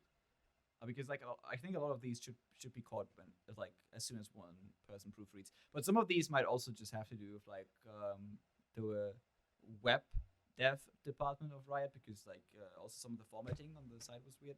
So I don't know. Maybe they should take Wick up on his offer to just be the official proofreader. Actually, like was there was a thread of people like degrading to be able to proofread for Riot. It was like I think 500 uploads on Reddit, and like 10 people or so that said they would proofread the game for free and rewrite everything that's like really written, but they never got invited, sadly. So yeah, stuck with this. But yeah, but what do you think about the buff itself? It's just like I think it's just quality of life. Nice. Yeah. Yeah, you're completely right. Just a nice quality of life buff. It matters for like 5 instances, right? Pale Cascade, the double silence, the Drain create a Nightfall card, the 1 mana card which is either Nightfall or Daybreak. I forgot this one. Yes. And then the one which activates Nightfall and draws a card. Yeah. Those are like the 5 card it matters for, and for those it's really nice. Really nice, because actually Nightfall is such an awkward archetype. It's so awkward to play. Yeah. Not quite as awkward as Daybreak. Luckily, Daybreak is even worse. But Nightfall itself has been quite awkward to play, and this makes it quite a bit better, or quite a bit less awkward. Mm-hmm. So I like it. Yeah, I'm asking myself, why does this change appear now? Because I mean, this is an interaction that people want ever since Duskpetal Dust was released, right? Mm-hmm. So I'm thinking that probably in the next expansion there will be more Nightfall spells, maybe. But maybe they just thought about it last week, and before it just didn't come to mind. We don't know. Yeah, maybe they just saw more play and people were confused about it or something. Like you have the Iron players playing the Viny Light decks, and they said like should just change it so it just works more intuitively. Yeah. Okay, the Stagehand. What? Edit is no Chin is the only one allowed to be perfect. Aha, so no longer 4/4. Interesting. They add this in, but don't like check the other thing. Anyways, so Stagehand changes to a 4/2, and they say they moving cards in and out of different tiers of interactability. Ephemeral makes enough of a true target that there's no need for 4 health. I don't really understand that. Like, Ephemeral makes it a poor target of interaction. Yeah. You don't want to remove it because it's an ephemeral unit. Saying you already feel bad mystic shotting it. You feel even worse spending a vengeance on it, I guess. I agree. I think this is just really good nerf. Stagehand was really powerful. Jin Annie hasn't been taking over the meta, so maybe it's kind of sad to see a nerf to that deck already, because it's just a cool deck that is not overpowered at all. but I think this nerf doesn't hurt them too much, and it might prevent some frustrating games that people have versus Stagehand. Because that card was just absolutely busted. I mean, Yeah, I agree. I think that it's a good nerf that won't change too much. I never felt like Stagehand was super broken, but I don't think this changes a lot of matchups as well. Because like if you Misty Shot your Stagehand, you already got a stun out of it. It's kind of fine. Maybe it's like more like an Avalanche, more like you lose more to Avalanche, but that's just aggro decks in general. So. Oh, this is a buff to Hate Spike, right? Because now it dies to Hate Spike. Ah, yeah. It's buff to Avalanche decks. Let's go. Nice. Okay, the obligatory. The earlier nerf Defiant Dance to 5. I remember when this card first was released, people thought it would just target your own units and thought it would be unplayable, and it literally saw no play for like weeks.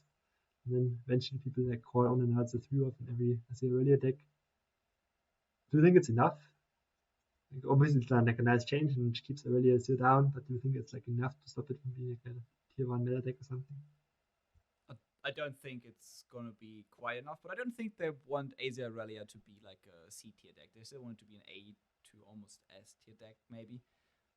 But they don't want it to dominate, right? And I think this is an absolutely justified nerf. This card has been wreaking havoc and has been frustrating players for quite a while. And yeah, I just feel like this is a really good nerf.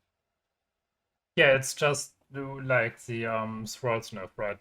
Because yeah, if I guess Azir Aurelia has a good matchup into Kai'Sa, I think. But if you nerf a lot of the most popular decks, Azir Aurelia would become the next big thing, maybe, probably. And yeah, just nerfing it in advance is just showing good understanding of the game and the meta game. Agreed. Also, you said that people thought that you could only recall your own unit. And fun fact, when I started to play Legends of Runeterra in the beta, and I checked out recall archetypes with Yasuo, I thought that Will of Ionia, for example, could also only target your own unit, and I felt like it was such a bad card, and I didn't understand why I found decklists for it. You just compare it with the actual recall card. I guess the 1-mana recall can't make it show up here. And it just said it was like way worse. Let's look at the other recall card. It was there for a second, but yeah. Homecoming is also such a good card. And I'm just looking at Homecoming to be able to look at like decks that play recall.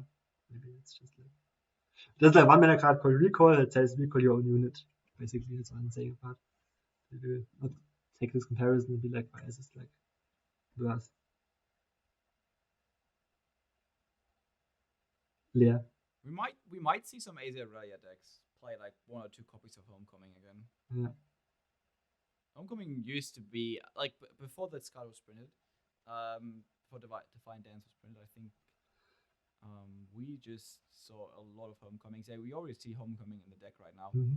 So I still think it's going to be played. Defiant Dance is still a really good card, and it still just helps you close out the game because you just remove their one big blocker, for example, from the board, get it back into the hand. They have to spend a lot of mana to play it again, and just the most important thing, it does Blade Dance. So probably still going to be played, just not going to be as good. Good change. Yeah, I think there's some person in the dev team that really has to love the Aurelia, right? Because this has been one of the most buffed and nerfed archetypes of the game. Like last balance patch, it got a buff, and before it, was already nerfed, and now it gets nerfed again. It seems like it's really an unbalanced deck. What I've heard is that when the Aurelia was at its prime, we had like almost the highest play rate in the game ever, because people really liked playing this like 3-mana format, and just playing as Aurelia is like playing it is very fun, playing against it not so much. Maybe that's like there's a reason. I don't know how that's true or something. Just read it once. Yeah, just had amazing play patterns. Was really I think that deck was just so strong. When it was released, it was just so incredibly strong. Like you just kind of had to play it. Like there were a bunch of people who just like spammed the deck and go to like insane amounts of LP. It was like the mirror was tough to play. Yeah. Not gonna lie, it was like a really tough deck. And it's still a deck that is like skill testing you a lot. So it's one of those decks. It's just you kind of have to nerf it so it doesn't take over. So like the good players that can play the deck just don't get like a bunch of insane win rates. Yeah. Yeah, fun fact, I wrote a guide about it a couple of months ago. Nice. Small plug. Let's go. Oh, it's a premium article, so you can't read it for free. But Okay. You can if yeah, go to Mastering Runeterra and subscribe. And tell Jason Florance that I made you subscribe. Yeah, write him an email or something. Nice. Next card here. The Traveler. Now is Jhin. 4 mana, 4/4. Definitely makes Jhin Targon way more satisfying to play. But yeah, I think it's fine. They keep buffing Traveler and Invoke in general, just like a small buff doesn't really impact that much, I think. It would be so funny if they added an extra voice line with the Traveler and Jhin, just because of this buff. Probably yeah, not. would be fine. Yeah, but this is just a good buff. This, I think it's needed because the Traveler is one of those options you actually need to take a lot of the time, because you need a you need a unit, you need a body on the board, and so buffing the body is just really nice. With the line And this is a second buff to invoke decks, right? So they seem to want this archetype back, and I really like the invoked archetype, so I'm not sad about this. Okay. Next we have Squeaker. Now a 2/2, so they keep buffing him 1/1. Now a 1/2, now a 2/2. And yeah, more editor's notes here. Really like these notes. I know which dev did it, but like, and it's like really cool. I didn't actually read the patch note before, so like that's why I'm like live reacting to it. But yeah, Squeaker 2/2. Any thoughts on that? Oh, Skarsek is gonna be happy. Skarsek is gonna try for another time to make a Mecha Yordle deck, and I'm all for it. I'm excited to see if people are finally gonna be able to make a viable Mecha Yordle deck in Bandle City. I'm not gonna play him. I'm just gonna say that I'm not too impressed still by Squeaker. I'm not impressed by the whole archetype in general. I think Mecha Yordles are something you probably just want to play as like a couple units that you play in like a Lulu archetype. But it does make the deck a bit stronger. So if some die-hard Mecha Yordle fans want to play Mecha Yordles, they have a slightly better 2-drop now. Yeah, it's just a direct buff to Rumble. And who do you play with Rumble? I guess Draven. But yeah, the Mecha Yordle archetype. It's just cool. It's always in the meta gets stale. Some content creators bring up Mecha Yordles again, and they, I guess, are happy about the buff now. It's not like going to be like a pure zero deck or something. Yeah, it's really interesting because with the next buffed unit, it might actually maybe be enough. Bandle Mayor, now a 2/3, so it doesn't die to Mystic Shot anymore, doesn't die to, still dies to Broadwing, but doesn't die to like Veiler, so nice. I like it. I like Bandle City. I love Bandle Tree as a deck, but yeah, I don't think Bandle Tree will come back from this, but Bandle City Mayor definitely will be more playable. Yeah, this buffs quite a number of archetypes. This buffs the Tristana archetype. Again, this does buff Bandle Tree, even though you're probably not going to see it as much. This also buffs some like Noxus Bandle control archetypes somewhat. I think this is a really good change. It's obviously a powerful card, and if Bandle ever gets out of control, we might see this nerfed again. But for now, I just really like the change because Bandle just needs a bit of power again. Yeah. Yes, this is really playing with fire because I mean they say it in the patch notes, and Bandle City Mayor was one of the most hated cards in the game when it was released, and now actually buffing it is really dangerous. But yeah, I totally agree with what IceTea said, that Bandle City went from the most popular region overall to being one of the least played regions at all. and it really needs buff for Bandle City to come back, and this is a step in the right direction, I think. Okay, next card, Ancient Hourglass. This is my favorite change of the patch, I think. Making it 3. Honestly, I proposed making it 4 mana because I really hate this card. It's just mostly because I hate Viego Shurima, not really Kaiser. Also it's played in Kaiser, but Viego Shurima is so toxic to play against. I really like it costs 3 now. Yeah. I don't seem to be the most well-informed person, but I feel like this is kind of out of the blue. Because Ancient Hourglass, Viego Shurima isn't really a deck currently. And okay, it's played in Kaiser, but I don't know. I feel like it wasn't played enough to get a nerf, but I'm obviously wrong in this opinion, I guess. So this is the second time in this podcast, Leer, where I'm asking myself, how much time do you spend on Twitter? Not a lot, no. Yeah, because a lot of people really hate this card. Yeah. Or at least a lot of people were complaining about Shurima being so strong in protecting their champions and protecting their units. And Ancient Hourglass was one of those cards where, for 2 mana, basically not only get to protect it now, but you also get to protect it for the rest of the turn. Yeah. You could also copy it. Obviously, there was some interaction with Talia and Xerath. And this was a strong card. Not only in Kaiser, not only in Mono Viego, it was also strong in Mono Shurima. It was somewhat played, although not really that strong, in Xerath, Ziggs, Talia archetypes. So I like the change. Yeah, that's nice, but is it overpowered or strong enough to be nerfed? I don't know. Yes. 100%. It's just so. Usually, with Kaiser, for example, you have to play around 3 mana Supercharge or 4 mana Rite of Negation. But then, if you go to the higher turns, let's say turn 7 or something, you have 10 mana in total, or 11 mana in total. You play Kaiser, they play Rule Spell, then you go Rite of Negation, you spend 9 mana, then all of a sudden you have a second answer in Hourglass, which is not as good because you can't attack with it, but it's just for 2 mana, it's such a powerful effect. Basically saving you. Yeah, spell, countering a vengeance for 2 mana. It's just I see that I'm kind of short-sighted on this one, but Ancient Hourglass was in no deck the problem, right? There's no oppressive deck where Hourglass was the problem, I think. I'm sad that it doesn't go so well with the Leer 6 anymore. It's a little bit slower. But I think it was a very problematic card to have. A very frustrating card to play against. Play my 6 costs value point, just spends 2 mana. Basically, removing it or countering it. I really hate to play against this card. Anyways. I think that sums it up. I think that's what most players feel like. Leer, you have to use Twitter more.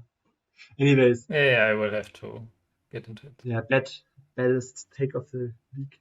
Neverglade Collector, first of all, gets changed from a 2-4 to a 2-5. Already some people complaining about it. It's already making husks broken and should be a 0-3 or something. I think this change is fine. Yeah, the help for husks. I don't think it'll make Evelyn broken or something. Yeah, I don't think it will change much, but we will have to see, I guess. Yeah. It could be really good. I mean, if it does make a good husk archetype, I would love for it to do it.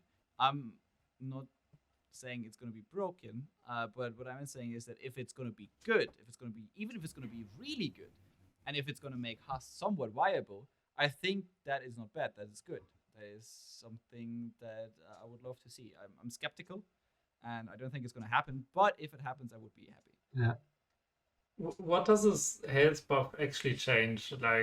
It feels like this is a buff where staff want to say, hey, this is a combo and maybe you should try it out. That's why we buff it. Because, now it doesn't die to double Mystic Shot, I guess. It can block now. Yeah, it doesn't die to Kaiser without Evolve. Yeah, okay. It's just that, for health on a 5-drop, it's just what are you doing? Okay, yeah, nice change here. But I can agree it's the biggest change ever. I didn't make it drain 2, maybe then it would be broken. But it's a nice update to a card that never saw play before. Okay, bigger impact change. Let's focus more on that. Binding Light doesn't have Overwhelm anymore, so it just gives Overwhelm to others. It's a little bit out of flavor, but I guess it's good because, yeah. What do you think? I think this is a really good change. I saw this one I saw on Twitter a lot of people suggesting other nerfs like not giving Overwhelm or buffing less. And I feel like this is or making it cost 1 more mana.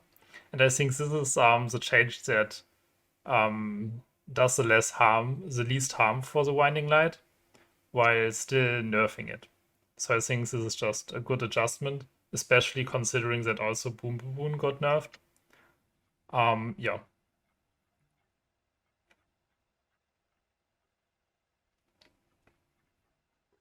What do you think, Ice-T?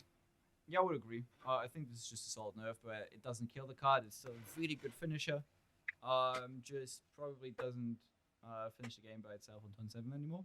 So yeah, like it. Yeah.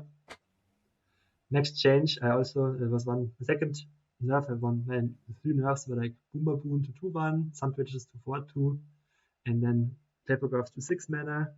And I honestly forgot the third one because I didn't make it in. Yeah, Papercraft Dragon to 6 mana is also something I really hope for, because I thought that if you just remove Kaiser from the game, for example, and just Papercraft would come back, the stupid Akshan, Renekton, whatever decks. Oh. Yeah, Papercraft Dragon really had it coming for itself. And yeah, it just deserves to be nerfed. And it also shows that the dev team is paying attention, because currently it is not played much, right? Renekton Papercraft, Riven Papercraft gets played a little bit, but not much. And I think that this is just a problematic combo that if it turns up, it's really toxic and most people hate playing against it. So I think it's a justified balance. Yeah, absolutely. Yeah, shout out to the devs, really. You mentioned it multiple times. There are a lot of nerfs in here that show that they not only listen to the community, but also think ahead and think about what could get worse once they nerf certain archetypes and realize, okay, hey, Papercraft has been a danger to the meta in the past, and just nerfed it now, even though it doesn't see play currently. And I think this Akshan Renekton archetype, or every Papercraft archetype in general, is just really frustrating to play against. You don't have removal for 1 turn, and all of a sudden you're dead. Yeah, agreed. And it's just like you can't really, even if you move the unit, you just put in the next unit, and you don't have a long-term plan against Papercraft. Unless you like run them all out of units, which I did like once with a control deck, but it's really hard to do. Okay, next card, Battle Bonds. I remember this card being just so out of place at 4 mana slow, grant 2 allies +2/+2. Now it at least is a combat trick, 5 mana burst, and should be like even at least considerable now. Still don't think it's that good, right? If you look at how's the other Hold Hands card called? Yeah, the Demacia one, you mean? No, the Target one. There's a one for 3 mana, actually. So there's like Heroic Refrain in Bandle, and there's one that is like the other one. We stand together.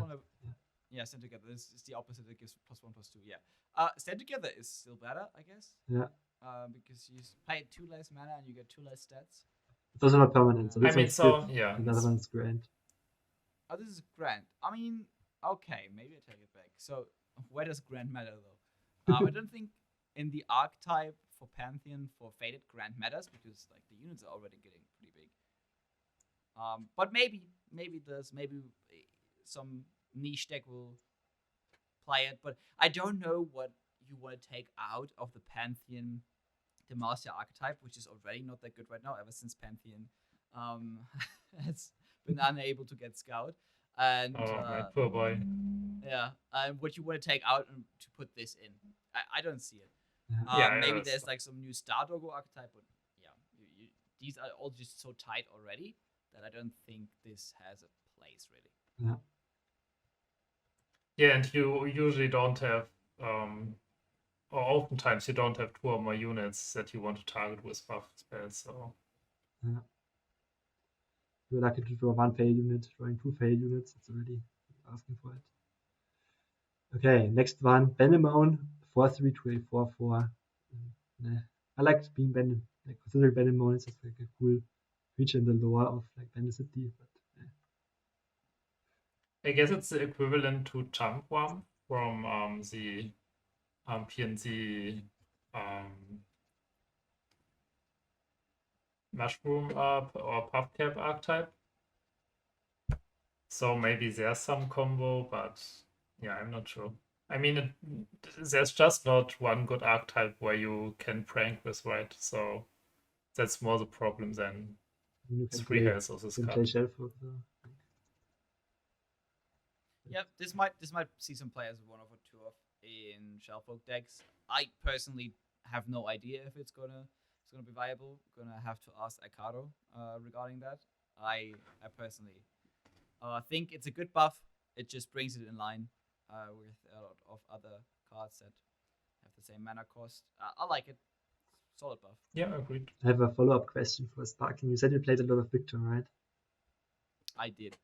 So if you had Yep. to play one card, just would you play Benemone or would you play Jumpworm if you don't have like Shellfork for whatever reason? Like, would you value the Oh, mushroom I cards would. more or would you value the prank more? I would value the pranks more. Yes. Especially if I can prank some removal. You know, I really like the all-in decks of Victor where you just want to you actually want to finish your opponent around like turn 7, and you have like maybe some like Vi that you also have on the board that is buffed up, and then you just make elusive and you want to swing in. So I actually would like Benemone more, but then I have to play Bandle, and the only Victor Bandle deck is like the Shellfolk deck, right? Yeah. So if Benemone was somehow in PNZ, I would rather play Benemone than Jumpworm. This sums up my argument I have about this card as well. People are like, this is way better than Jumpworm now, but it's like a different region, so probably still wants to play. Okay. Scarmaiden Reaver, another revert. This used to be changed due to Expeditions. Shout out to Expeditions. This card dominated Expeditions meta early on. It changed to a 4/5. No. And now it's a 4/6. Not shout out to Expeditions. Boo Expeditions, okay? This card needed the 4/6 standby the entire time, okay? There's a much needed Scargrounds buff. This is still not going to be played, by the way. But it's a nice buff. Maybe I'm going to try to experiment it. Back in the day, like it's almost 2 years ago, when I made like one of my first Scargrounds deck that I got 2 masters with, I actually main decked that card as a 3-off. Okay. Probably can still find that Twitter post somewhere on my timeline if you scroll down enough. And I really like this card. It's a cool card. It has a cool artwork. It has everything Scargrounds wants. It has big health, regen, overwhelm. So yeah, maybe I'm going to try to play it again, but there are just so many other cards you would rather play, and it's still not that great. And it's never going to see play outside of Scargrounds because, again, it is just tuned for that archetype. Yeah. And even in that archetype, it might not get played. Or it's probably not going to get played. Champion. Yeah, Sorry. I actually have a question to you. You talked about Expeditions, but what is Expeditions again? I can't find it in my client. Don't rub salt into my wounds. I wrote actually Champion, Trundle, and Vladimir and made a funny regeneration gag around troll gifts today. I still forgot that this regeneration card exists. And it also like, it's awkward because like Vladimir is like 5 and Trundle is 5, so you can't just like play 9/5 drops. Yeah, if you want to play Scargrounds nowadays, like back in the day, you didn't have as much options. But if you want to play Scargrounds nowadays, you have to think about Vladimir. You have to think about Tarkas, which you also really want because Tarkas is a 5/8 that has a really beneficial effect of dealing 1 damage to all the battling units for Scargrounds. And now you also have Udyr, which is also a 5-drop, and Udyr also grants regen. So Scarmaiden Reaver just, unfortunately, I think is not going to find a spot. Yeah. To be honest, I just think that regenerate and overall these stats-focused failure decks are just so boring to play that I don't know. I don't care about this buff. I don't wanna play this archetype and like these archetypes that I don't wanna face them. So You don't want to play Scargrounds? Trust me. No, not Once- Scargrounds, but overall regeneration archetypes. I don't know. Talking about archetypes you don't want to face, maybe. You have Twisted Catalyzer, and this is like the last change already. That's kind of crazy. A little bit more. But Twisted Catalyzer, so I guess we can talk about this one a little bit. And like I have the background. So first of all, the change is 2-2 to 3-2. And there is a very famous player in TKG, like Ace Bombastico, and his theme is always fuck darkness, and all my homies hate Very darkness. And yeah, basically, people were complaining about this a lot when this got leaked in TKG and threatened to quit the game if it was real and stuff like that. I personally love darkness and get hated for TKG for loving darkness, so I'm very happy about this. But this is the personal background story. Now, about the actual competitive viability to my two guests, what do you think? So there are only two reasons why Riot would buff this. A, they actually think Darkness needs this, and what they have seen after this was nerfed from Darkness is that it's just too weak now.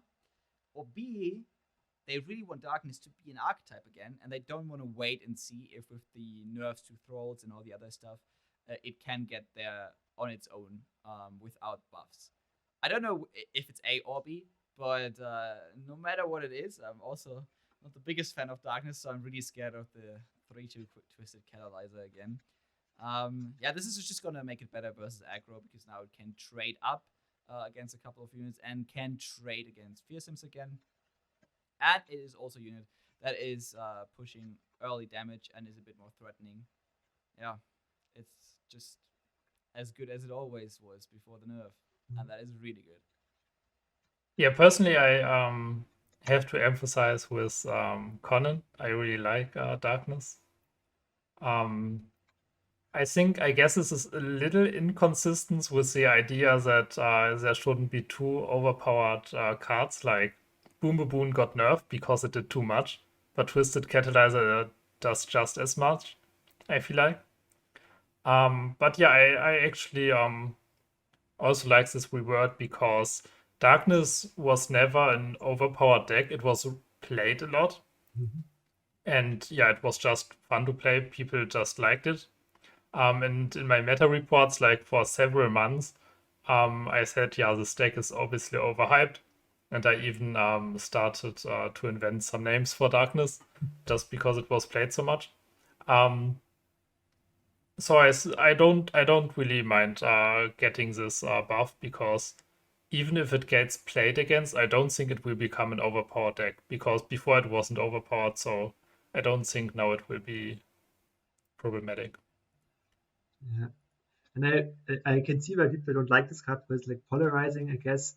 Because if you don't kill with this Catalyze, if you don't kill with Vega, then they just get these Darkness decks, and Darkness decks really matter, because if your Darkness deals 4, it can mean that some decks just lose all of the units to it. But I think it's also a fair card, that it has to strike, Vega has to stay around, and if you aren't able to deal with a 3-2, if you aren't able to deal with a 1-4 Vega, then you should just either do something really broken, or just play a Mystic Shot or something, and just get some kind of interaction. I always felt like it isn't never like Kaiser, where they have like Space Shield and 5,000 protection spells for it. They just have like this tiny dude. You have to deal with him. If you just deal with him to combat, then Darkness gets stronger. I always liked him, and Darkness is just such a fun archetype. It's kind of fascinating how we see a lot of cards get like +1 health or even +2 health or 1 attack or something, and we say like, oh, okay, this card is still dead. And then like one card gets a +1 attack, and it's from being a dead archetype to being a good archetype suddenly. Yeah, that's because like the jump from 2 attack to 2 power to 3 power is like so huge because of Fearsome. And yeah, you have to see if it's the same for Baboon. But I think this will be really cool. Okay, anything else? We can take a quick look at the personalization. There's a seasonal board now. I don't know, I'm not really sure if it's just like to the winner of the seasonal tournament, like just to the first place, or like top 32 or something. Does any of you have? It looks really sick. I mean, Yeah, It's really good. it's really nice. I hope it's so. If it's just for the winner, I hope they retroactively give it to the past winners. Yeah. Because it would feel really bad to not get this. I Obviously, mean, it the says past winners- upcoming. yeah, the thing is, the past winners did get the 10k, but somehow I think they would also really like to have that board, and I think it would be cool to still give this to the players who have already won the seasonal, so they can like actually show in game that they are a seasonal winner. That said, I would not be too upset if this was for like top 32. It's probably just going to be for the winners, but this would be a really cool incentive to get top 32. Yeah. Because I have a few friends who have gotten like top 32 a couple of times, and if you just get top 32, top 16, sure the money is nice, but the split is very top heavy, right? You don't get that much of the prize pool. Mm. The prize pool is mainly like the top, the top 2, or top 4. So if you get like top 16, top 32, and you get this board, this would be really cool. I don't think they're going to do this, especially because they mentioned here it's seasonal winners, but it would be cool. Yeah. What gets me kind of hyped is now that we have a new seasonal card deck, seasonal competitor. Makes me still grind up to season this season. But before you just got the same old card deck for like 2 years. Now you just get a new one. I still won't use it like ever, but it's nice to have a new one. Yeah. I might play seasonals again just to collect this. I'm up to like 550, I think 57 card decks now. I just use the right one all the time, the fist bump one. But still want to like, it's like my collector's sense that was this. Yeah. So get this competitor. Actually, Yeah, I think it's nice that Riot just does something for the. I mean, they said like they refocus on PvP. I guess it's also a nice incentive for competitive play. Yeah. And yeah, it's really, especially the board.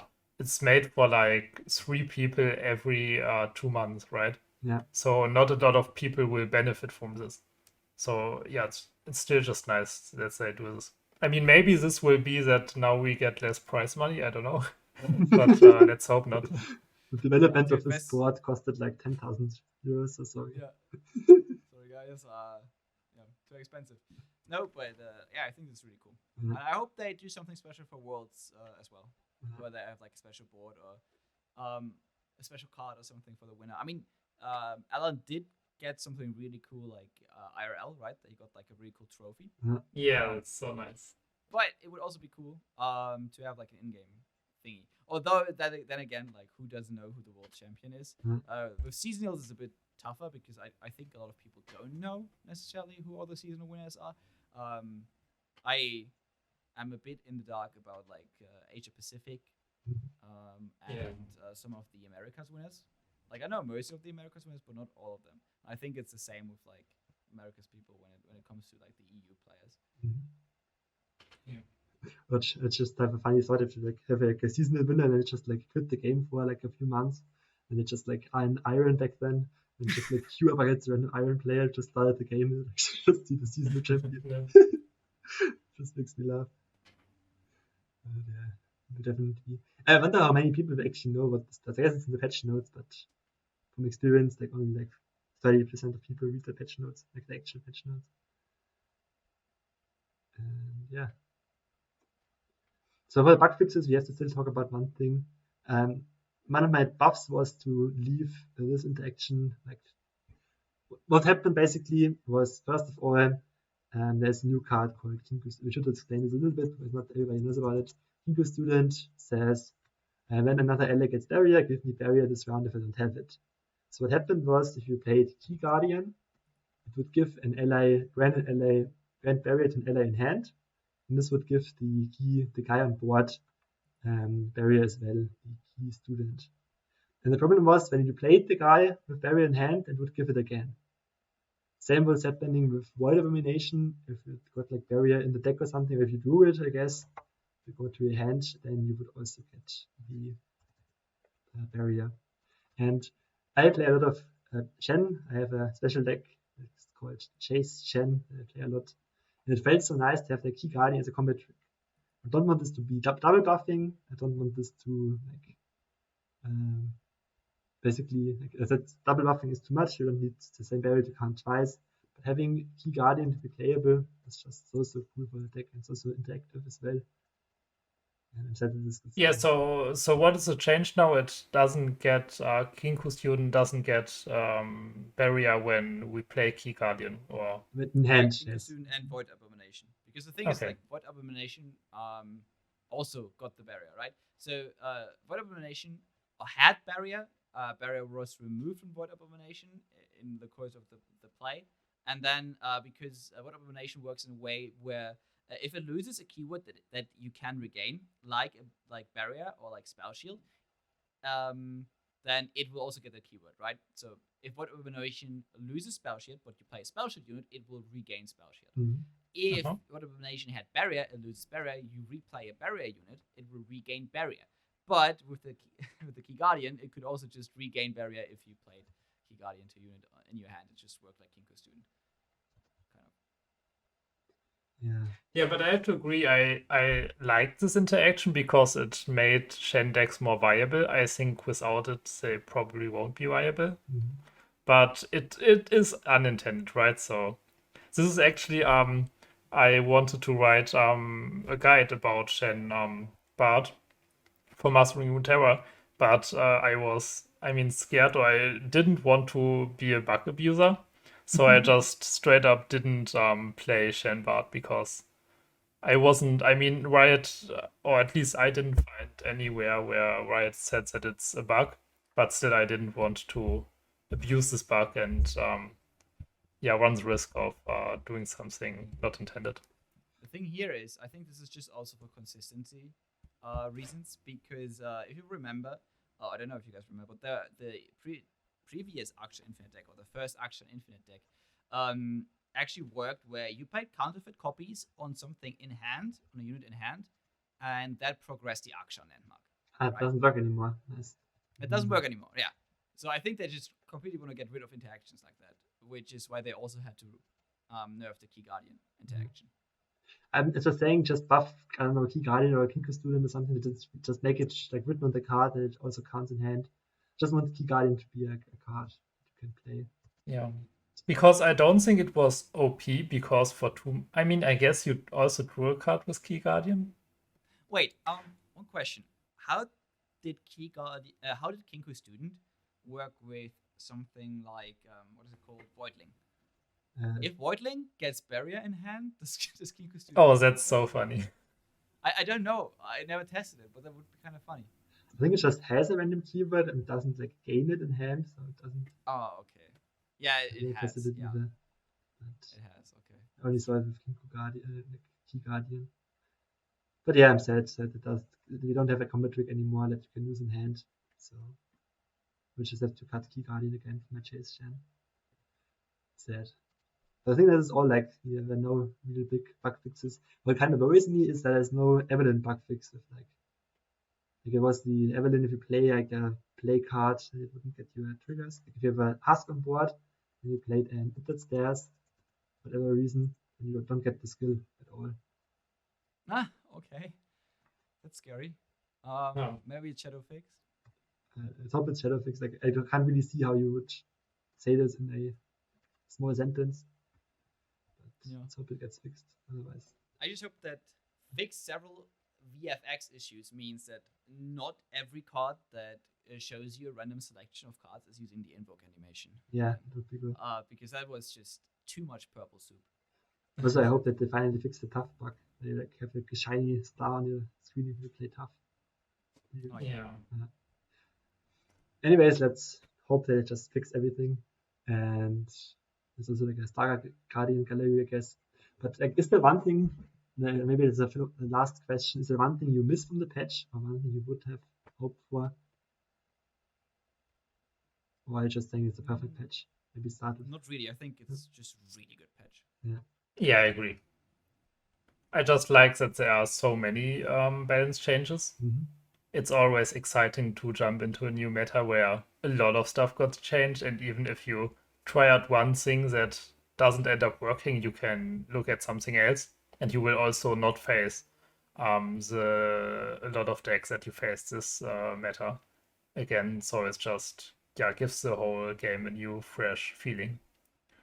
I agree. I was a big fan of the patch, and like we did this prediction before, and it shows you just how hard it is to actually predict like what is good for the game. Like something is obvious, like Baboon was really obvious at Papercraft, but some other things are just not obvious.